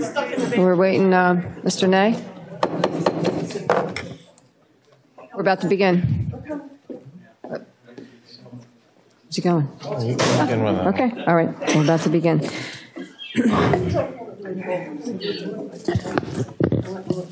Okay, public comment, I'm sorry, public comment is closed at this time. Next will be the approval of the minutes. Unless council has an objection, I will ask to approve the minutes from 6A through 6F all at once in this motion. Hearing there are no objections, I will ask to have a motion to approve the minutes from 6A through 6F. Can I have a motion, please? So moved. Second. We have a motion and a second. All in favor? Aye. Opposed? Motion passes 7-1. Mr. Nay is indisposed just yet. I'm sorry, 7-0. Next is finance. I believe the treasurer's report, you're going to speak about that. It was running a little Yes, late. you don't have it yet. We just wrapped up the bill list on Friday, which is why you got it after hours. So you will be getting the monthly financial statement soon because we're still closing the month of December. I know Mr.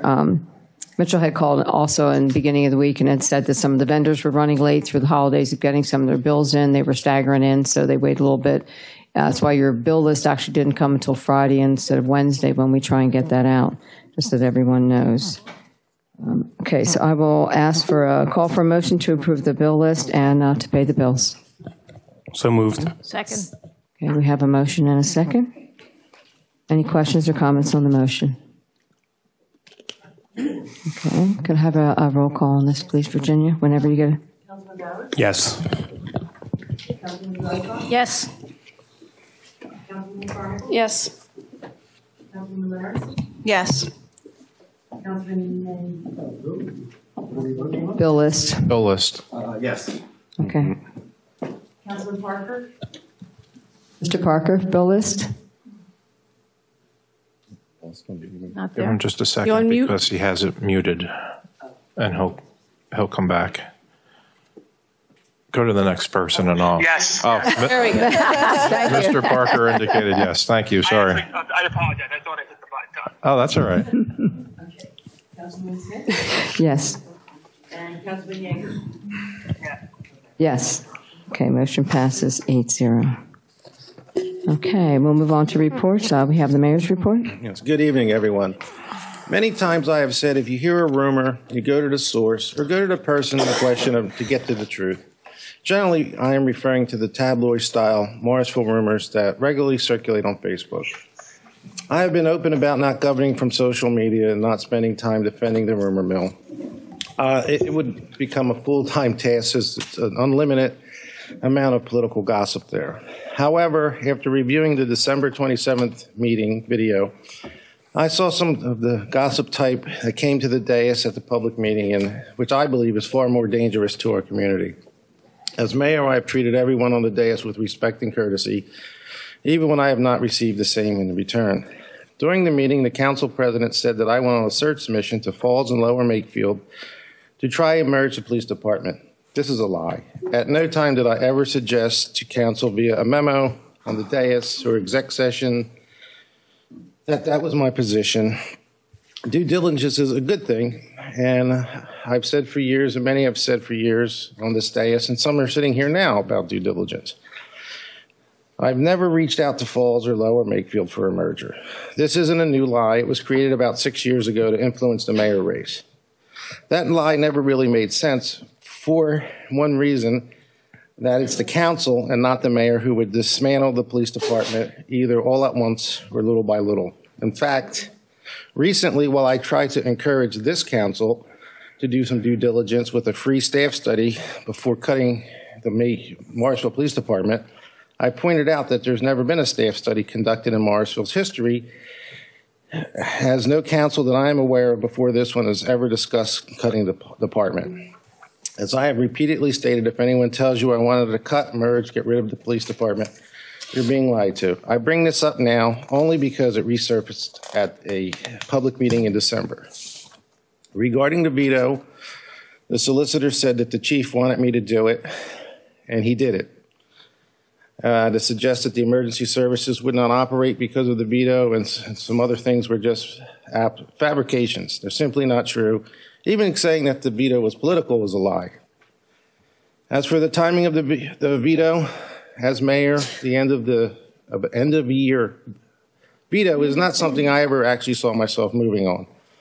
But since I was determined not to rubber stamp the ordinance, I took to the Mayor's Association for some guidance, as I have in the past. I hand-delivered the veto to the borough office as soon as it was completed prior to 3 p.m., not or past 3 o'clock, as stated.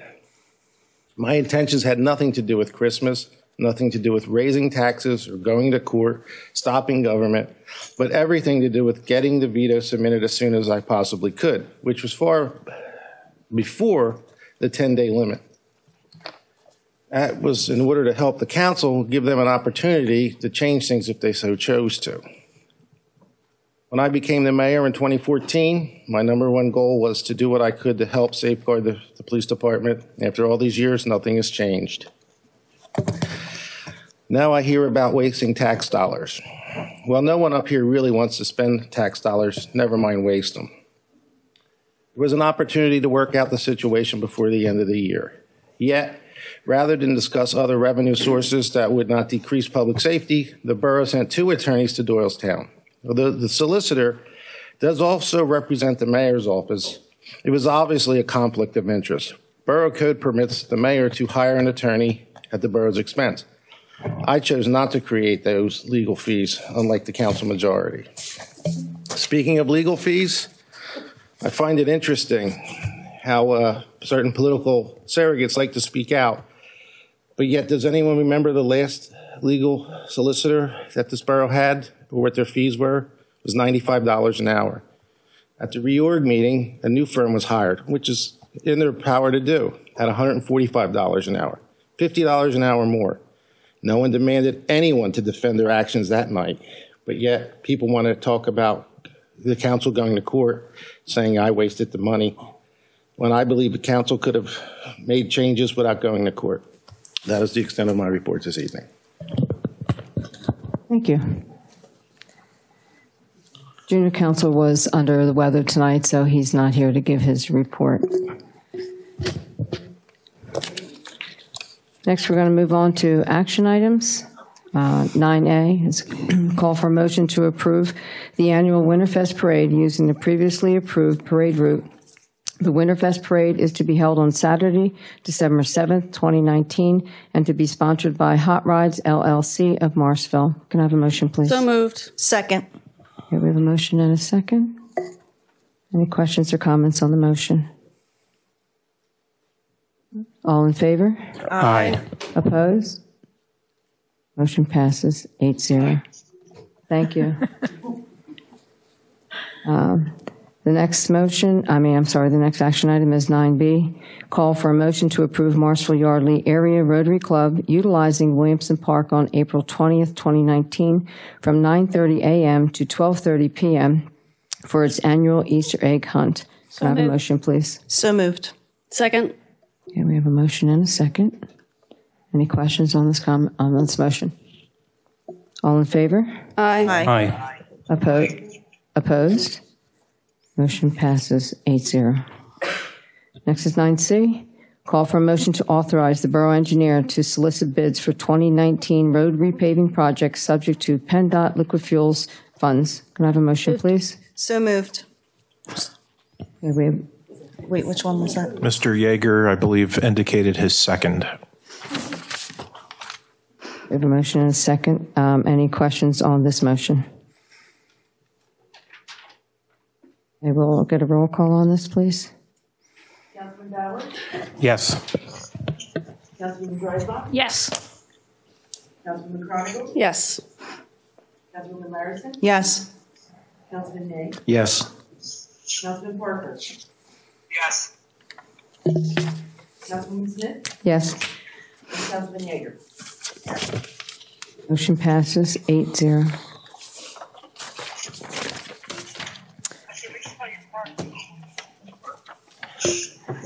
Oh, that wasn't for us, right? Oh.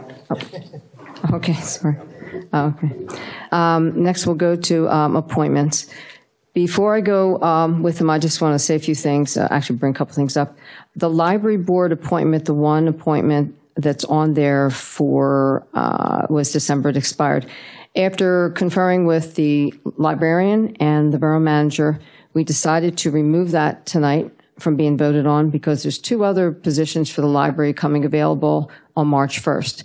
Their bylaws, they're supposed to be voted on March 1st after that. So this is just out of sync because of when it was voted the last time, and it should have been a term that was completed so that it would stay in the normal sequence it was supposed to be in.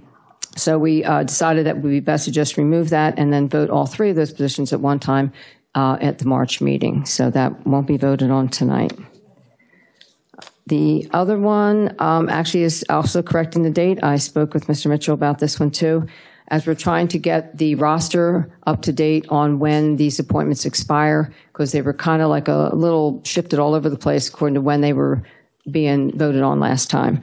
So the one for the EDC, instead of it being expired in 12/21/21, half of the board, it goes up in 1/19 of what given year, and the other half is March 1st of whatever given year. So to bring that back up to where that should be, the expiration date on that one will be 3/1/22. Yeah, that's the 1 3-year appointment to expire on 3/1. I'm sorry. Wait, I'm sorry. The EDC, 1/19/2020. I'm sorry, I'm on the wrong line. The EDC, correct? Yes, I'm sorry, the EDC. 1/19/2020. 22 it would be. Gotcha. So that way and it makes it easier for the girls in the office so that we kind of get them back to where they used to be on the month that they would normally expire. Instead, when they give out those letters, it's all over different time frames in the year. So we're trying to get them back in sync again. So that's the only difference is we're just going to make that for that date. Okay. Okay. The first one will be the Environmental Advisory Council, or we all know the MEAC, some people call it. There are two seats available. I'm going to do one seat at a time. So I will ask for nominations for the first seat, and then we will do a round of a vote for that. So I will ask for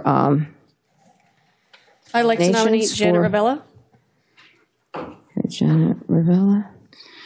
Any other nominations? I'd like to nominate Peg Mungillo. Okay. Any other nominations? I'd like to nominate Marlene Burns. Marlene Burns? Okay.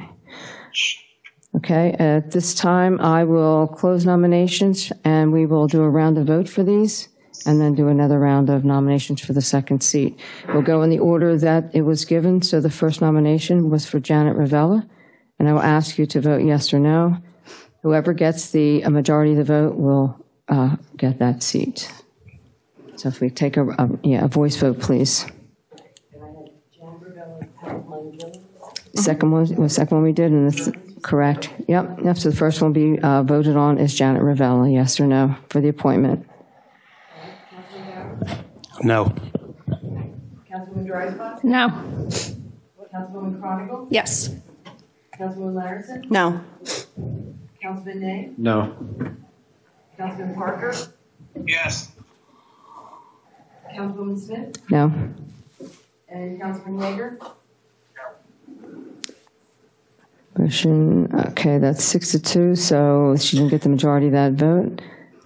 We will go to the next name, which is Peg Mungillo. Am I saying that correctly? We'll do a round of a vote on that. Whoever gets the majority will take those seats. Councilman Bowers? Yes. Councilwoman Dreisbach? Yes. Councilwoman Chronicle? No.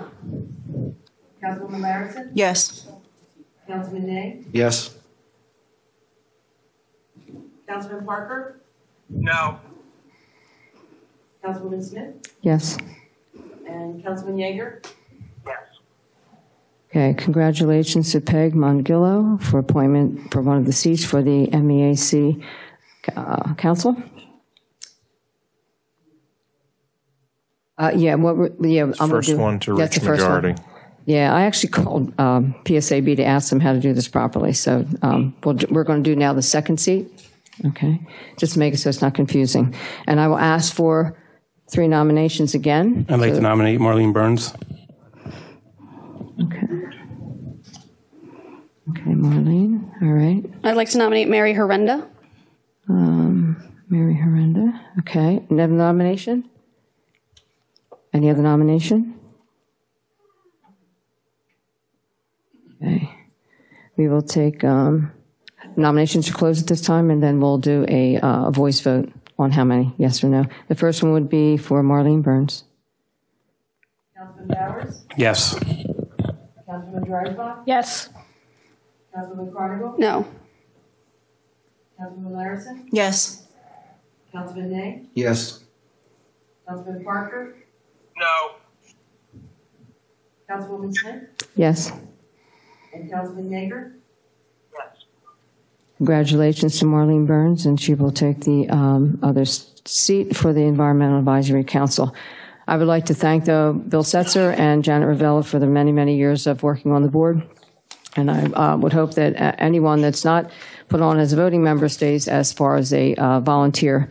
They're always looking for many, many volunteers for the different projects. Their meetings are always public. Yes, they are. So anybody Absolutely. can come. Absolutely, they are. All of these are. Absolutely. Okay, the next appointment we'll be doing is for the Economic Development Corporation, or we know it as the EDC.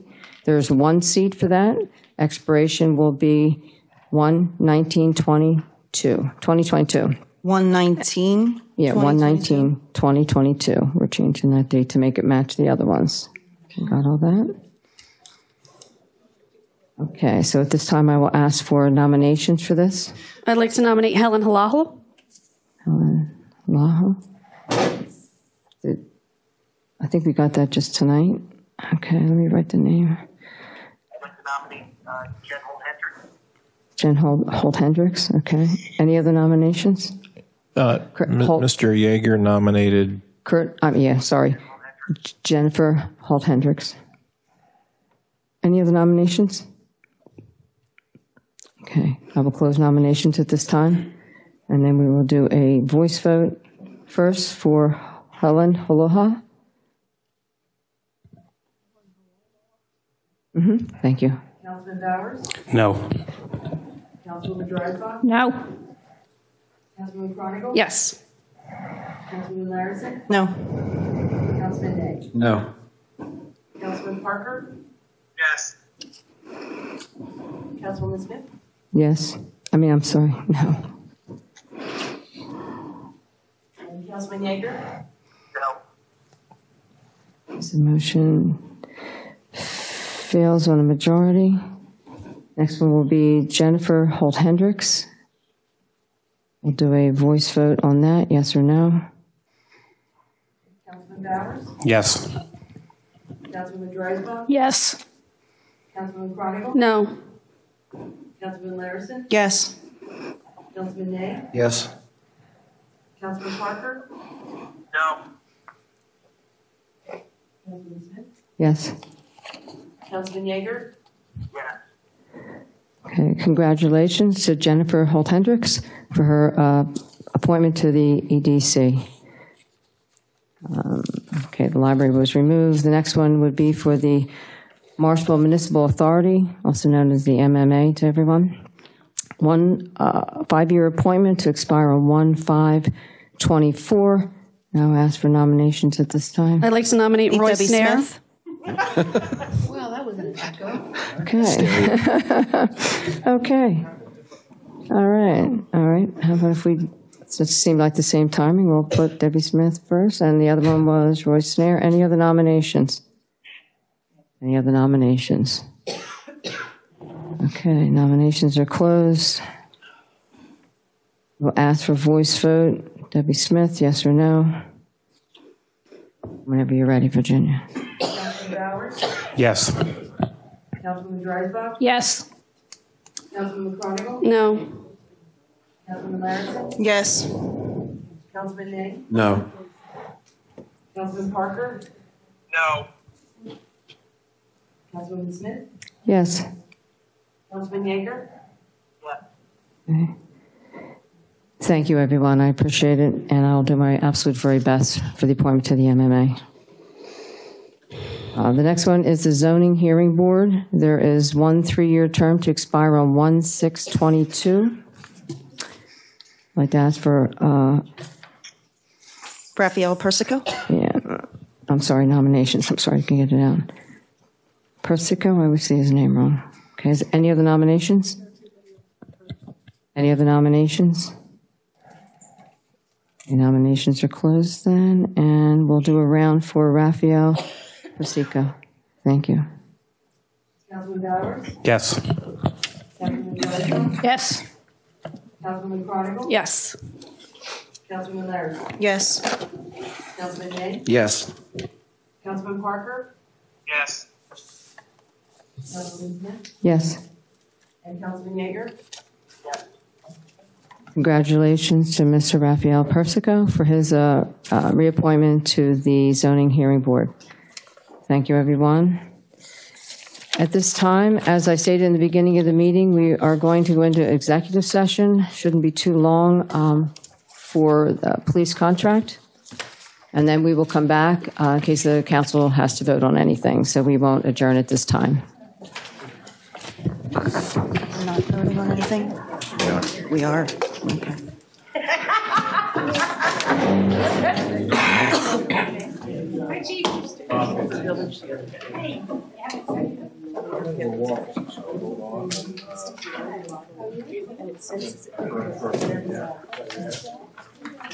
Trying to make sure you catch it. So you're doing what they call an executive session. Where's the food? Stuff we're talking about. So they'll go do all that.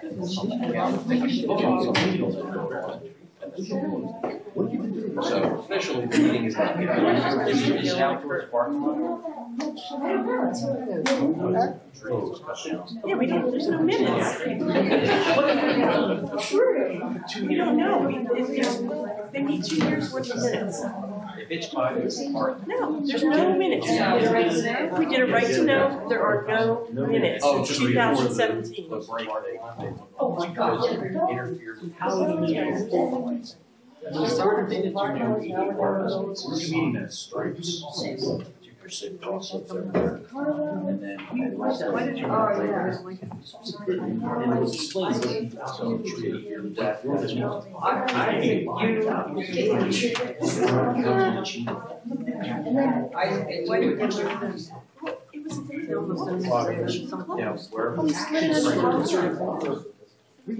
probably what's the edge of in a building that's empty. Well, so I mean, that's the answer. Was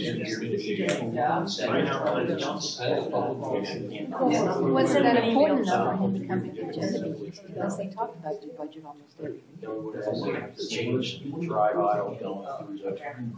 Change the budget. I'm not telling you to be part. It wasn't the right thing to do. Their landscape architecture do park designs. They're not boards that sit down. It's basically We spend money to have to. But throughout this discussion, one of the people that had the concern about the staff said, you know, we're going to raise taxes, but to raise just the silence. Had they had the discussion, it might have been part of it. We might have had a position to veto and go to the open session. Who was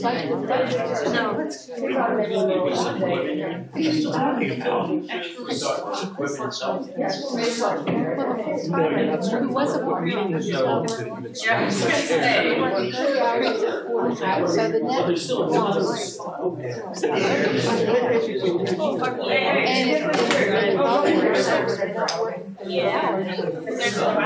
No chairs were thrown. But they can fill it in. Let's go. This should have been a quickie.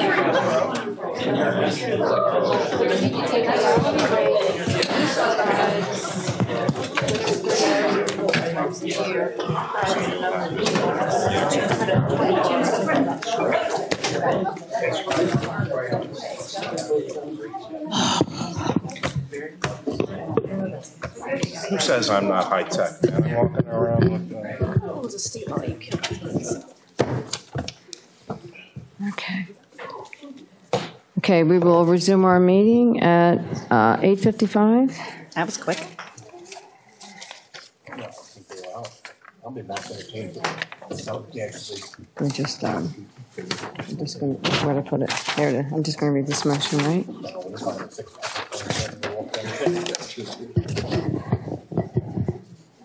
Do we, am I finished with the comment on this? Can I read the motion?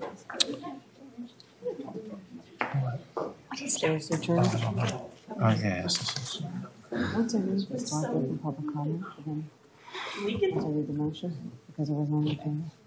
I think you should. Okay, so read the motion, then ask him, and then ask him.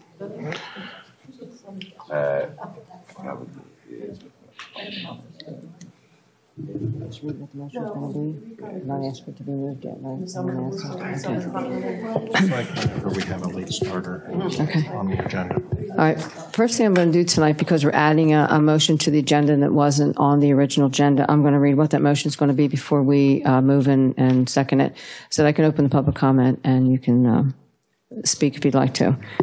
The motion is going to be to approve an memorandum of understanding between the Morrisville Borough and the Morrisville Police Association for a 3-year contract extension. And I'll open up comment if anyone would like to say anything at the podium. No? Okay, I'll close public comment on this motion. Okay, I will read the motion and then ask for it to be moved and second. We have a motion to approve the memorandum of understanding between Morrisville Borough and the Morrisville Police Association for a 3-year contract extension. Can I have a motion? So moved. Second. Okay, I'll let Ted have it. Mr. Parker seconded. Mr. Nay moved it, yeah. Mr. Parker second. Okay, and then when you're ready, Virginia, we'll have a roll call, please. Thank you. It is 9D, isn't it? Do you want to? D. 9D. 9D. Yes.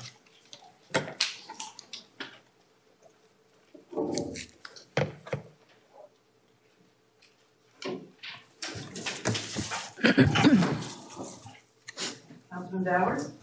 Yes. Councilman Garza? Yes. Councilman Chronicle? Yes. Councilman Larison? Yes. Councilman Nay? Yes. Councilman Parker? Yes.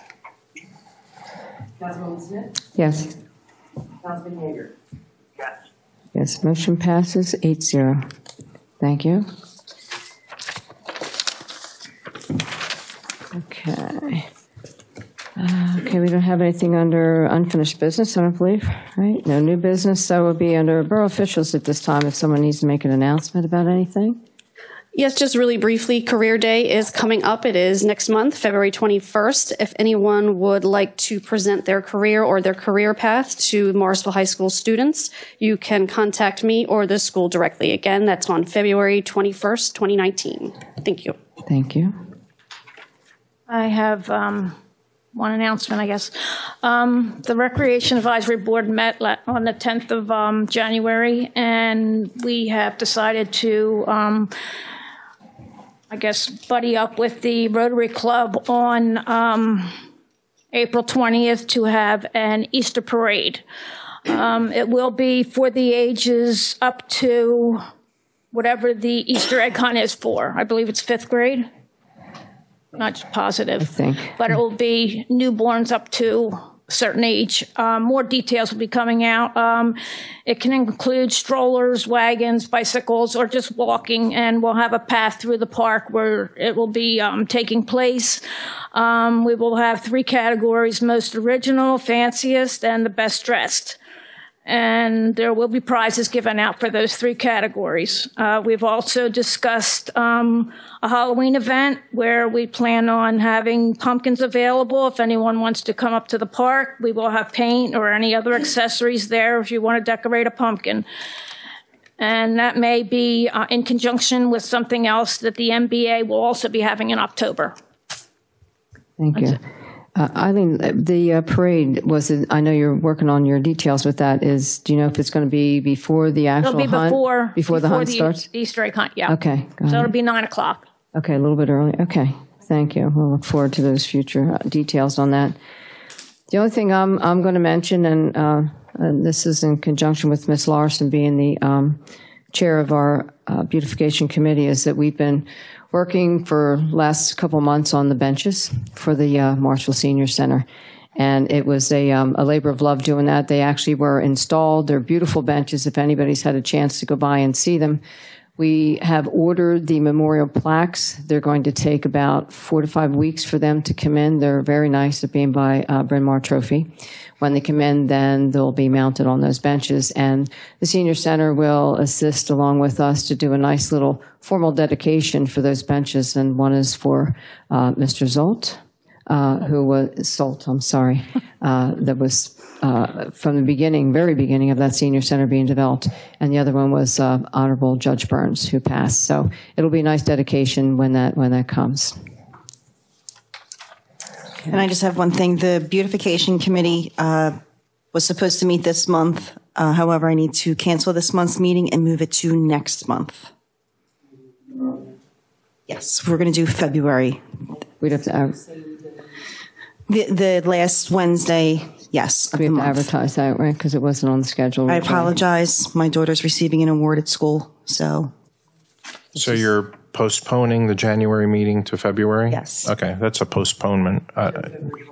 Yes. Okay. Yeah. Same date and time, correct? Yes, same time. All right. All right. I just have one comment and suggestion. I had a couple people ask me why Chief McClay is not allowed to give his reports anymore monthly, and they would like to see him give that report as he used to. He's been asked to give a written report like all the other heads of the departments, and he doesn't do that, but we'd like to have him do that. Well, as far as public safety, we've always said to him, if it's something that pertains to public safety of a specific issue, he's more than happy to come there. But he will come there and talk about, finances, and that's really not what that's for. But if it's something for public safety, absolutely. Well, that's the only reason that we don't do that, and everyone else, for the time's sake of how long these meetings are going on, they give written reports. All department heads give written reports. Well, I know a lot of people missed that comment time from him. They look forward to hearing from him. Mm-hmm. Well, maybe we'll think about doing that in the future. Like I said, everyone gives in a written report. Well, to be clear, the chief reports to the mayor. The reason he doesn't come to I shouldn't say public comment. The reason he doesn't give his report here is the council president stopped it early in the beginning of last year. The chief would like to do that, but the council president does set the agenda, and if you notice, a lot of the reports, a lot of things changed in January and February, and that's when it was. First, he was going to sit at the table, but then his reports got... Let me clear that up. I thought that was a good place for that way. All the other people are sitting there with their name tags, and you refuse to have that done. But that's fine. If he wants to stand in the back of the room, he actually could be out doing something else, but you didn't want him sitting there. That's fine. I have no problem with that, Mr. Mayor. If you want him to come there, I will make that option. But if he comes there and he starts browbeating the council about his cars every month, that's administrative. That is not a public safety issue. And that's what was ended up happening. So nobody else in any other department head does that. He's more than welcome to come there if he's talking about anything that has to do with safety itself. No, to me, that's administrative. He meets many times with the borough manager. There's an open dialogue with that about anything to do with the finances. If he wants to come there and give a report about something public safety, that's a different issue. So if you'd like to do that, I'll be more than happy to accommodate that. Sure. Don't blame me for that. If he wants to come there and do administration stuff when it comes to finances. I'm not blaming anyone, but you're the one that stopped him from coming to the report. And as I said, these meetings drag on, and we're paying this attorney a lot of money. And don't take it wrong.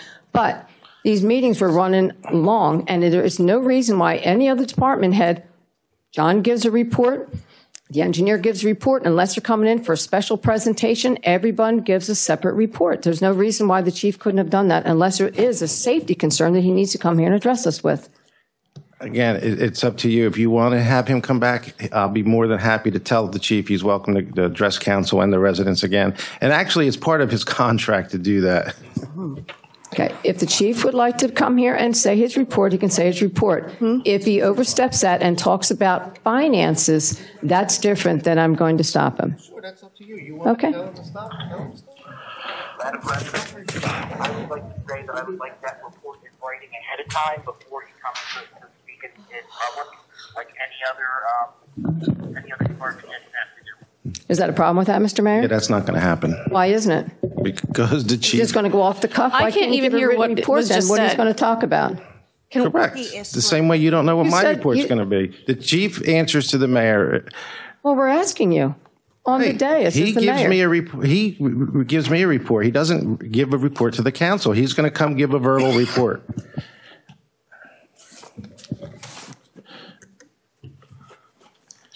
Motion to adjourn? Before we adjourn, may I just ask a question? Does council at some point wish to discuss further or think about the engineer's presentation before you give him direction on how you wish for him to proceed in 2019 with our grant endeavors? I know he presented you with a lot of information. Is this something you want to decide tonight or the next meeting or what? With regard to the grant endeavors, I mean, those items for 2019 are budgeted, correct? No, they are not. They're not. No. Okay, so council requested an engineering budget for 2019 of $30,000. That's what was budgeted. So I don't want to get into the same situation what we're in 2018, which is why I was having the conversation with Kurt. If we're going to do a lot of unbudgeted things, it's going to drive our budget into deficit, and we'll be looking to cut more police at the end of the year. So we have nothing budgeted in 2019 then for any grant projects? No. We have in our recreation fund, we have $1 million there, correct? For Yeah, you have matches. Sources committed for matching, yes, And for some projects. And some of the projects are being done, like the road one is coming out of the street fund, correct? Correct. Okay. Mr. Nags, you don't want to proceed with any of these projects? Is that what you're saying? If it's going to put us into deficit where we're going to be looking to cut public safety at the end of the year, no. I think we need to come up with a 5-year or 10-year financial plan. You want to put the brakes on all these projects then that are partway through these grants? Well, the projects that are already going are already going. We're talking about delving into new expenses, I believe. Aren't we not, Mr. Mitchell? Well, yes, the borough engineer presented a number of new applications for 2019, and council needs to authorize the administration and him to proceed with those. That would be the Levy Phase 2 and Williamson Park Phase 2, correct? And continuation of Patriots Park. Which would be and CDBG. Continuation of the tot lot. You know, a lot of these, you know, we talked about like the tiered approach. You go and get concept master planning, then you go for the design, then you go for construction. So depending on where the project is in the pipeline, you know, grant application this year could be for getting construction money. It could be for continuing the engineering and permitting. Well, I guess in fairness to council and the budget, could we get an estimate on what these projects would cost before so just kind of something it's funny, I always kick myself when I don't say certain things, so I'm glad I got another shot at this. But when you go and we talk about the initial grant application, let's say The levy. the levy, that's a good one. So you say submit a grant application for going through an accreditation program for a levy. I don't know what that takes. Take some research to find out what the procedure is to go after that. So you do a lot of due diligence ahead of time, and you develop an engineering cost from it. That costs money to create that. And that's all part of that $5,800 on average cost. Now, let's say we go for phase 2. That's an easy application because we already took the information from phase 1. Now it's just filling out the application again. So your cost is going to be greatly reduced because you don't have to go back and do all that research. So that's a no-brainer, and that might be a couple $1,000 that you shouldn't even be talking about that. If you can't find a couple $1,000, we should just give up now. Right. Now, if we're talking about Patriots Park continuation, part of the design that we're doing and the permitting also includes an engineer's opinion of probable cost. So now we're going to have a construction cost estimate put together for what it'll, and that's part of what we're doing in this grant-funded budget. So we have grant funding to pay $85,000 to do that design and permitting. Within that, we're going to develop an engineer's opinion of probable cost for what we're designing and permitting. So to go for that grant application, it's still, I'm not going to sit here and say it's only going to cost you $200. It's going to cost you a few $1,000s that we can't put out of that. That would be a misappropriation of funding to use that money to apply. Right. But a lot of the pieces of that application, the content of that application, we're already creating via the grant funding. So we're just going to be plugging in numbers. So your cost to apply for that grant will be lower. Now, if you say an RACP grant application for, say, this building, we don't have the information for what this building would take. That would be a larger undertaking, a higher expense for an application like that. And that would be a new application. We haven't done that. Now, I'll say that, these, you get on a bill, and that it stays in that bill or in that, I guess, the bill for 10 years. So if you don't, you have to get on the RACP. You can ask for $5 million. You got to get into that request. They put it on the list. There's no money tied to it yet. Then you go in when they open the application and try to get the money. But if you're not a predetermined line item on that bill, you're not even getting to the table. So we would encourage you to at least get your name in the hat for like this renovation, for the library, whatever. The Keystone Grant, we don't even know the content of that. I can't tell you how much it would cost to apply for the library roof tonight. Just don't know. It takes that due diligence to figure out. We obviously feel very confident in what's transpired over the last year. We would say that you want to continue pound the pavement and hitting this program real hard. I think that, like we just described, when you're in the process of grants and the tiered cake of getting to the construction, you're going to see your costs go down because, like I said, you're using the grant money to leverage the next round. And the other thing, the lag time, you apply for a grant in 2019, you're lucky if you're constructing in 2021. Because you might not hear until 2020 on the application coming back. So now, Patriots Park, we got it designed, we got it permitted. Great. Now, 2-3 years go by, nothing's happened because you didn't apply in 2019. So now you're applying in 2021, hoping you're building in 2023. So is there any way that you could give us your best guess at, Sure. what we'd be looking at as far as the knowns? I realize you seem to be pretty clear that there are some unknowns because of design. And, I'll admit, Mr. Mitchell always asks us, give us a budget ahead of time. And he gets pretty mad at us when we go, I think in one case, twice that budget. That was not a happy day in 2018. No. But we don't, like we said, so let's say we said $5,000 and we say, okay, we're at $5,000, submit what we got. You're not getting the grant. If it takes you to get the $10,000 to get the grant, we're not looking for work. We're not padding bills. We're busy as can be. I mean, we're cranking because we want to get you guys grants. And you do good work, your too. Projects. And I'm sincere and genuine about this. I mean, I'm saying we'll try to give you those estimates. Professional services is tough because there's Time and you know what's involved. crazy Yeah. too is these grant applications, the stuff that goes into them, and they change them they try to single application, they try to streamline it and all, but they'll give you a whole new grant application in 2020 than what was in 2018. And it's just the nature of the, so, but yeah, absolutely. No, we try to give budgets and we try to hit targets. We really do. Okay. But Appreciate that, Kurt. that's why we can't be like not to exceed, because right, we're jumping in some the variables. Yeah. So as council, we have to give him some kind of a direction. So what does council want to do? Well, as long as we can get some kind of approximate numbers, I mean, it's not something I'm going to go into completely blind.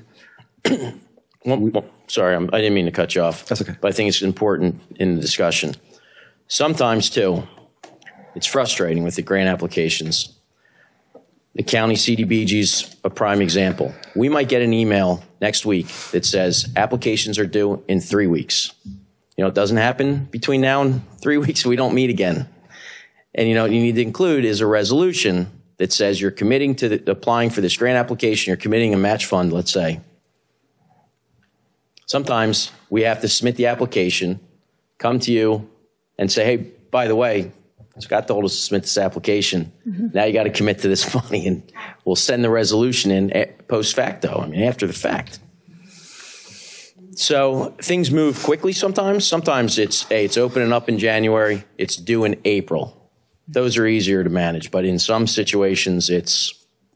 So if you were to take some time and put some numbers together for us, would that put you behind the 8 ball on any of these applications? No, I think that we can look at each one of the projected ones.